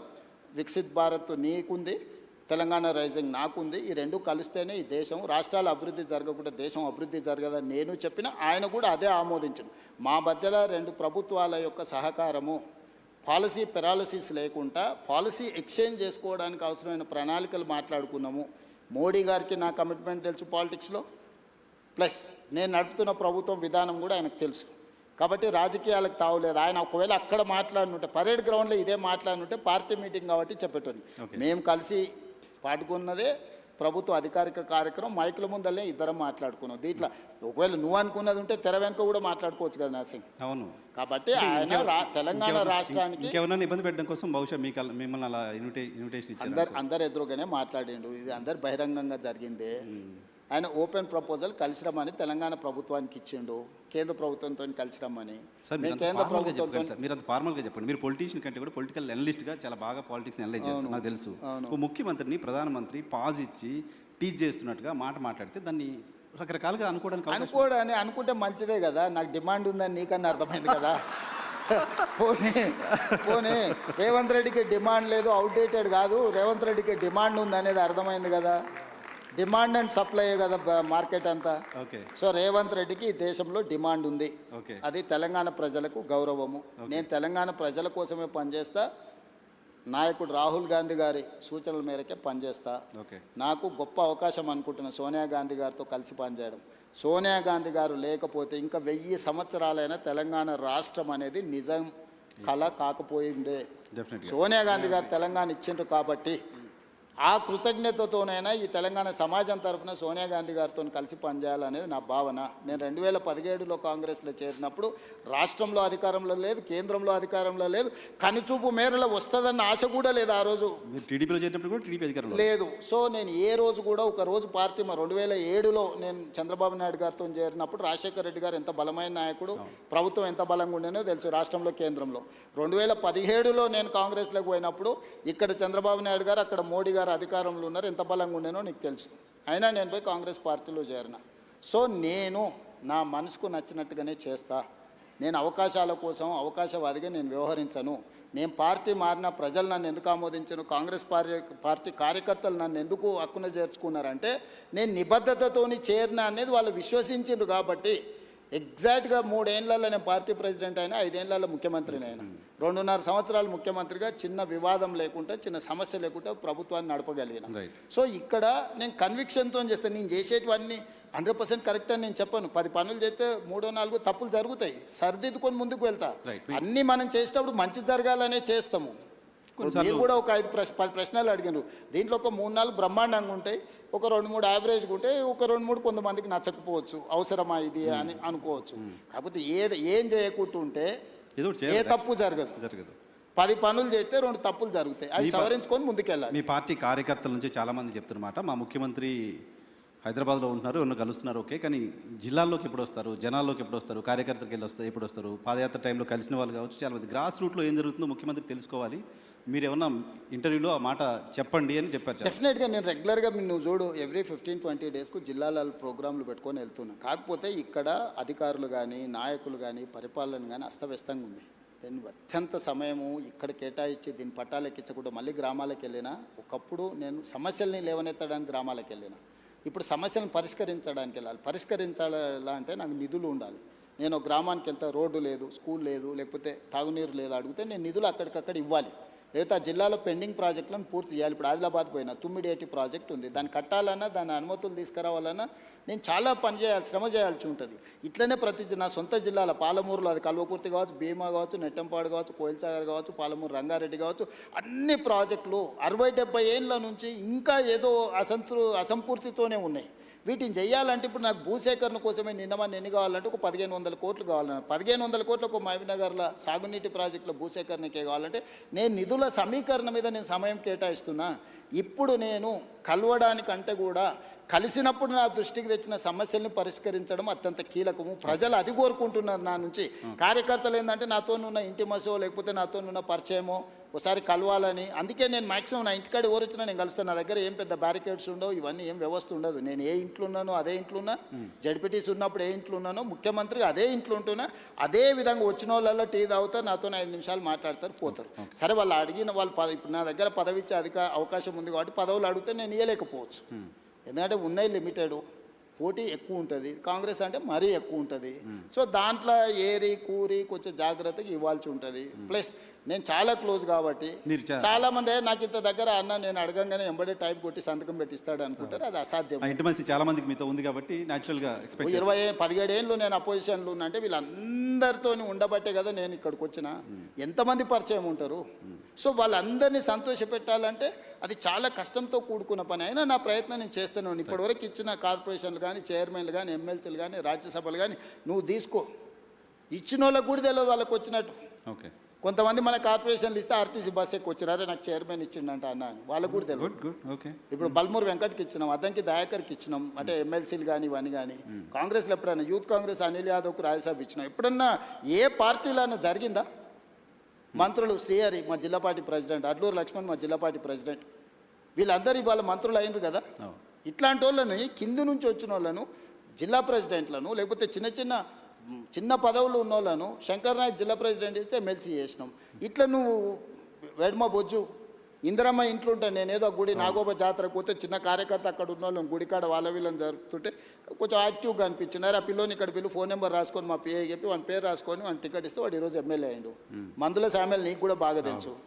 టికెట్ ఇవ్వాలనుకున్నప్పుడు పిలిచిన, అంటే ఆయన అడిగిండు వచ్చి ఎన్ని ఉన్నాయన్న, 2 ఉన్నాయి సార్ అన్నాడు. సరే పో అని చెప్పిన. ఇవ్వాలనుకున్నప్పుడు పిలిచిన, ఏదో ఉన్నాయన్నావు కదా 2 అంటే 2 కోట్ల అన్న. కాదు సార్ 2 లక్షలు అన్నాడు. మరి ఉన్నాయా 2 లక్షలు అన్న? లేదు సార్ నిన్న మన హైదరాబాద్కు నాయకుల దగ్గర తిరగడానికి 1,50,000 ఖర్చు అయిపోయినాయి, 50,000 ఉన్నాయి సార్ అన్నాడు. పోనీ 50,000 అన్న మరి నామినేషన్కి దీనికి ఉంటాయంటే అవి కూడా ఎక్కడి సార్ నువ్వు టికెట్ ఇస్తే బట్టలు కొనుక్కోవాలన్నాడు. అంటే ₹1 లేకుంటే టికెట్ ఇచ్చినా వాళ్ళందరూ ఎమ్మెల్యేలు అయినా 50,000 మెజారిటీతో గెలిచిండు మందుల సామెలు. సో ఇట్లా చాలా మంది ఉన్నారు, సక్సెస్ స్టోరీ ఉన్నోళ్ళు ఉన్నారు. ఇప్పుడు ఆస్పిరేషన్స్ ఉన్నాయి, మిమ్మల్ని రావాలి మీరు జిల్లాలో తిరగాలి అని కోరుకుంటున్న వాళ్ళు చాలా మంది ఉన్నారు. సరే, డెఫినెట్గా నేను చెప్పేది ఏంటంటే ఒక్కోసారి ఒకరికి అదృష్టం వరిస్తుంది, ఒకరికి కష్టం వరిస్తుంది, ఒకరికి ఆలస్యం అవుతుంది. కానీ నా దగ్గర ఏ కుర్చీ ఖాళీగా పెట్టాను. వీలైనంత వరకు చాకలి ఐలమ్మని ఎవరైనా గుర్తుపెట్టుకుర్రా? శ్రీకాంతాచారి తల్లిని ఎవరైనా గుర్తుపెట్టుకుర్రా? మహిళా కమిషన్ మెంబర్ ఇచ్చారు. కోదండరామ్ సార్ని ఎవరైనా గుర్తుపెట్టుకున్నారా? ప్రొఫెసర్ తిరుమలరావు గారిని ఎవరైనా గుర్తుపెట్టుకున్నా? అక్నూరు మురళిని ఎవరైనా గుర్తుపెట్టుకున్నా? నేను ఇట్లా ఒక 50 పేర్లు చెప్తాను. తెలంగాణ ఉద్యమంలో పార్టిసిపేట్ చేసిన వాళ్ళందరినీ పిలిచి పదవిచ్చి ప్రభుత్వంలో భాగస్వాములను చేసిన. ఓకే. సో 9 మంది కళాకారులను గుర్తించి కోటి రూపాయలు ఇచ్చి వాళ్ళకు పట్టాలు ఇచ్చి రాష్ట్ర అవతరణ దినోత్సవం గుర్తించిన. అందశ్రీ రాసిన పాట తెలంగాణ ఉద్యమాన్ని ఎక్కడికి తీసుకెళ్ళింది? 10 ఏళ్ళ ముఖ్యమంత్రి ఎన్నడన్నా చూడనని చూసిండా? జయ జయ హే తెలంగాణ గీతాన్ని రాష్ట్ర గీతంగా మార్చింది నేను కదా? తెలంగాణ తల్లిని అంకితం చేసింది నేను కదా? కులగణన చేసింది నేను కదా? మాదిగ వర్గీకరణ చేసింది నేను కదా? ఇవన్నీ ఎవరు చేసిరు? ఇవన్నీ నేనే కదా చేసింది. ఇవన్నీ కూడా సుదీర్ఘకాలంగా దశాబ్దాల నుంచి పెండింగ్ ఉన్న సమస్యల్ని కూడా ఒకటొకటి పరిష్కరించుకుంటూ వస్తున్నా నేను. మూసి ప్రక్షాళన కూడా అందరు ముఖ్యమంత్రులు మారినరు కానీ నిక్కచ్చిగా నిలబడి ఏమైనా సరే చేస్తా అన్న వాళ్ళు ఒక్కరిని చూపించు. నేను ఈరోజు చెప్తున్నా, మూసి చేస్తా, ఎవరు అడ్డం వచ్చినా చేస్తా. మూసి నదిని ప్రక్షాళన చేసి నగరానికి అందిస్తా. ప్రపంచంలోనే అద్భుతమైన నగరం హైదరాబాదును తీర్చిదిద్దేత నాది. చెరువులలో ఎవరున్నా మొత్తం కూల్చి చెరువులనే కలుపుతా. నాలాలలో ఎంక్రోచ్మెంట్ ఉన్నా కొట్టేస్తా. వార్నింగ్ ఇస్తున్నారు ఖచ్చితంగా. ఎవరున్నా మీరే మర్యాద కాల్ చేస్తే సామాన్లు తీసుకుపోతారు. మీ వెనకాల ఎవడున్నా ఎవడు ఏసో మీడియాలో పెట్టినా ఏం ఊరుకోను. ఒకరోజు వెనక ఒకరోజు ముందు కూలడం ఖాయం. కాబట్టి నీళ్ళ దగ్గరికి పోకండి. నీళ్ళ దగ్గరికి పోయినానంటే కూలడం ఖాయం. నేను ఇంకా స్పష్టంగా నీ ముందర చెప్పెళ్తున్నాను. రూత్లెస్గా వ్యవహరిస్తా. డ్రగ్స్ ఎవడైనా డ్రగ్స్ రిలేటెడ్ ఎవడన్నా ఉన్నాడంటే కీలు ఏలు ఇరిసి కూసబెడతా. రైట్ సార్, మీ టీం నాకు చాలా కోపంగా చూస్తున్నారు. మీ టైం ఎక్కువ తీసుకున్నాను, క్లోజ్ చేస్తా. చివరిగా మీ నెక్స్ట్ గోల్కి వెళ్ళే లోపు రేవంత్ రెడ్డి ఆయన మార్చుకోవాలంటే రేవంత్ రెడ్డికి నచ్చంది ఏంటి? ఇది మార్చుకుంటే ఇంకా నేను అంటే అవసరానికి మించిన సమయం ఇస్తుంటా. నేను 2 నిమిషాలు మాట్లాడాల్సిన వాళ్ళతోనే 2 నిమిషాలు మాట్లాడాల్సిన 20 నిమిషాలు ఇస్తుంటా. క్వాలిటీ టైం స్పెండ్ చేయాలని ఈ మధ్యలోనే పెట్టుకున్నా నేను. అవసరానికి మించిన టైం నాకు ఇచ్చారని చెప్తున్నారు. ఓవరాల్గా నాకున్న లక్షణంలో నేను మార్చుకోవాలనుకుంటున్నది అవసరానికి మించిన సమయం ఇస్తున్నా. దాన్ని తగ్గించుకుంటే ఇంకా ఎక్కువ మందికి ఇవ్వచ్చు అని నేను అనుకున్నా. రేపటి నుంచి కొంచెం ఆ ప్రాక్టీస్ మొదలు పెడతాను. మేము చాలా కాలం జర్నలిస్ట్గా ఉన్నప్పుడు మేము అందరూ ఫేస్ చేసిన సమస్య మీతో ఫోన్లు ఎత్తరు. నాకున్న బిగ్గెస్ట్ వీక్నెస్ ఫోన్లు ఎత్తకపోవడం. నేను అఫీషియల్గా అసెంబ్లీలో చెప్పిన నేను ఫోన్లు ఎత్తాను. ఫోన్లు ఎత్తితే ఇప్పుడు ఇంకా అసలు నేను జడ్పీటీసీ రాహుల్ గాంధీ మెసేజ్ పెడుతున్నారు అన్నారు. టెక్స్ట్ పెడతాడు. అందుకే టెక్స్ట్ పెడితే నేను ఫ్రీగా ఉన్నప్పుడు ఫోన్ చేస్తా. నేను ఫోన్ ఎత్తడం మొదలు పెడితే నా దగ్గర ఉన్న మనిషితో నేను మాట్లాడలేను. నువ్వు 10 నిమిషాలు టైం తీసుకొని వస్తే 10 నిమిషాలు పక్క రూమ్లోకి పోయి ఫోన్ మాట్లాడింది అనుకో, నువ్వేమనుకుంటావు? రెండోది, నీ పక్కన ఎవడుండో ఇవాళ రేపు ప్రతిదీ ఫోన్లలో రికార్డ్ చేస్తారు. నీకు అనుభవం అయిందా? చాలా. స్పీకర్ ఫోన్ ఆన్ చేసి చూడు ఇప్పుడు ముఖ్యమంత్రితో మాట్లాడతాను. రాత్రి 12ంటికి ఫోన్ చేస్తాడు. వాడు నాకు దగ్గరోడు. ఏం చేస్తున్నావు అన్న అంటాడు. రాత్రి 12ంటికి ఏం చేస్తావా? ఏందిరా నీ సమస్య ఏంటంటే మా ఇంట్లోకి పాము వచ్చిందన్న, నువ్వు పాము సంగతి ఏందో చూడ అంటే నేను పోయి పాము పట్టుకోవాలన్నా. అంటే నేను ఎత్తే ఫోన్ని కూడా మీరు క్వాలిటీగా వాడుకోవాలి కదా. నిజంగా ఓ ఆపత్తు ఉంది, ఓ కష్టం ఉంది, లేకపోతే సంతోషం ఉంది అన్న, మా ఇంటికి ఫంక్షన్ ఉంది మీరు రావాలి, లేదు నాకు ఈ ప్రాబ్లం ఉంది పలానా వాళ్ళకి చెప్పంటే పర్వాలేదు. ఇవాళ రేపు ఫోన్ల ఉపయోగానికంటే దుర్వినియోగం ఎక్కువ జరుగుతుంది. Very true. కాబట్టి నేను మనుషులతో మాట్లాడితే తప్పితే ఫోన్లలో నేను మాట్లాడాను. మాట్లాడినా కూడా 1, 2, 30 సెకండ్స్ 1 మినిట్లో ఓకే రైట్ అవునా మంచిది రైట్ అని పెట్టేస్తాను. ఫోన్ నేను మాట్లాడాను. ఏంటంటే ఇవాళ రేపు మీడియా కూడా మీడియా లాగా లేదు కదా. ప్రతి పార్టీ ఒక ఛానల్ ఆల్మోస్ట్ వాళ్ళ కార్యకర్తలే కదా లోపలికి వచ్చి. మన ఊరికే నేను ఒకసారి చిట్చాట్ చేస్తేనే రికార్డ్ చేసుకొని పోయాను. మీతో నేను క్యాజువల్గా మాట్లాడు రికార్డ్ చేసుకొని పోయి పెట్టి పెద్ద నేషనల్ లెవెల్ ఇష్యూ అని తెలిసి శశి తరూర్ విషయంలో ఏదో మాట్లాడినా అని. మరి అనెథికల్గా బిహేవ్ చేస్తున్నప్పుడు నేను మాత్రం ఏం చేయగలుగుతాను? అసలు జనరల్గా కూడా ఫోన్ నేను ఎత్తాను. బస్ ఫోన్ ఎత్తడం అనేది సర్పంచే ఎత్తలేకపోతుండు. నేను రాష్ట్ర ముఖ్యమంత్రిని ఫోన్ ఎట్లా ఎత్తుతాను నువ్వే చెప్పు. సరే మేము ముఖ్యమంత్రిగా ఉన్నప్పుడు అన్నట్లా మీరు ఫస్ట్ నుంచి ముందు నుంచి కూడా నేను ఎత్తాను. ఫోన్లలో ఉన్న ప్రమాదం నేను ముందే పసిగట్టిన. 20 ఏళ్ళ నుంచి కూడా నేను ఫోన్లు తక్కువ ఎత్తుతాను. ఉన్నడా లేదా కనుక్కోవడానికి ఫోన్ తప్ప ఫోన్లో నేను మాట్లాడాను, నేను ఎత్తానని క్లియర్గా చెప్పాను. నాకు టెక్స్ట్ పెట్టు, నేను బండి ఎక్కంగానే ఇప్పుడు నా ఫోన్ బండ్లు ఉంటుంది 2 hours నీ దగ్గర ఉన్నా ఎక్కంగానే చెక్ చేసుకుంటా. ఎవరైనా టెక్స్ట్ పెడితే వెనక్కి కొడతా, లేకపోతే వదిలేస్తాను. నేను ఒక స్టైల్ పెట్టుకున్నా. ఫోన్లు ఎత్తకపోయినా నేను ముఖ్యమంత్రి అయినా, ఇది కూడా మరి. Right sir, thank you very much. మాకు సమయం కేటాయించినందుకు.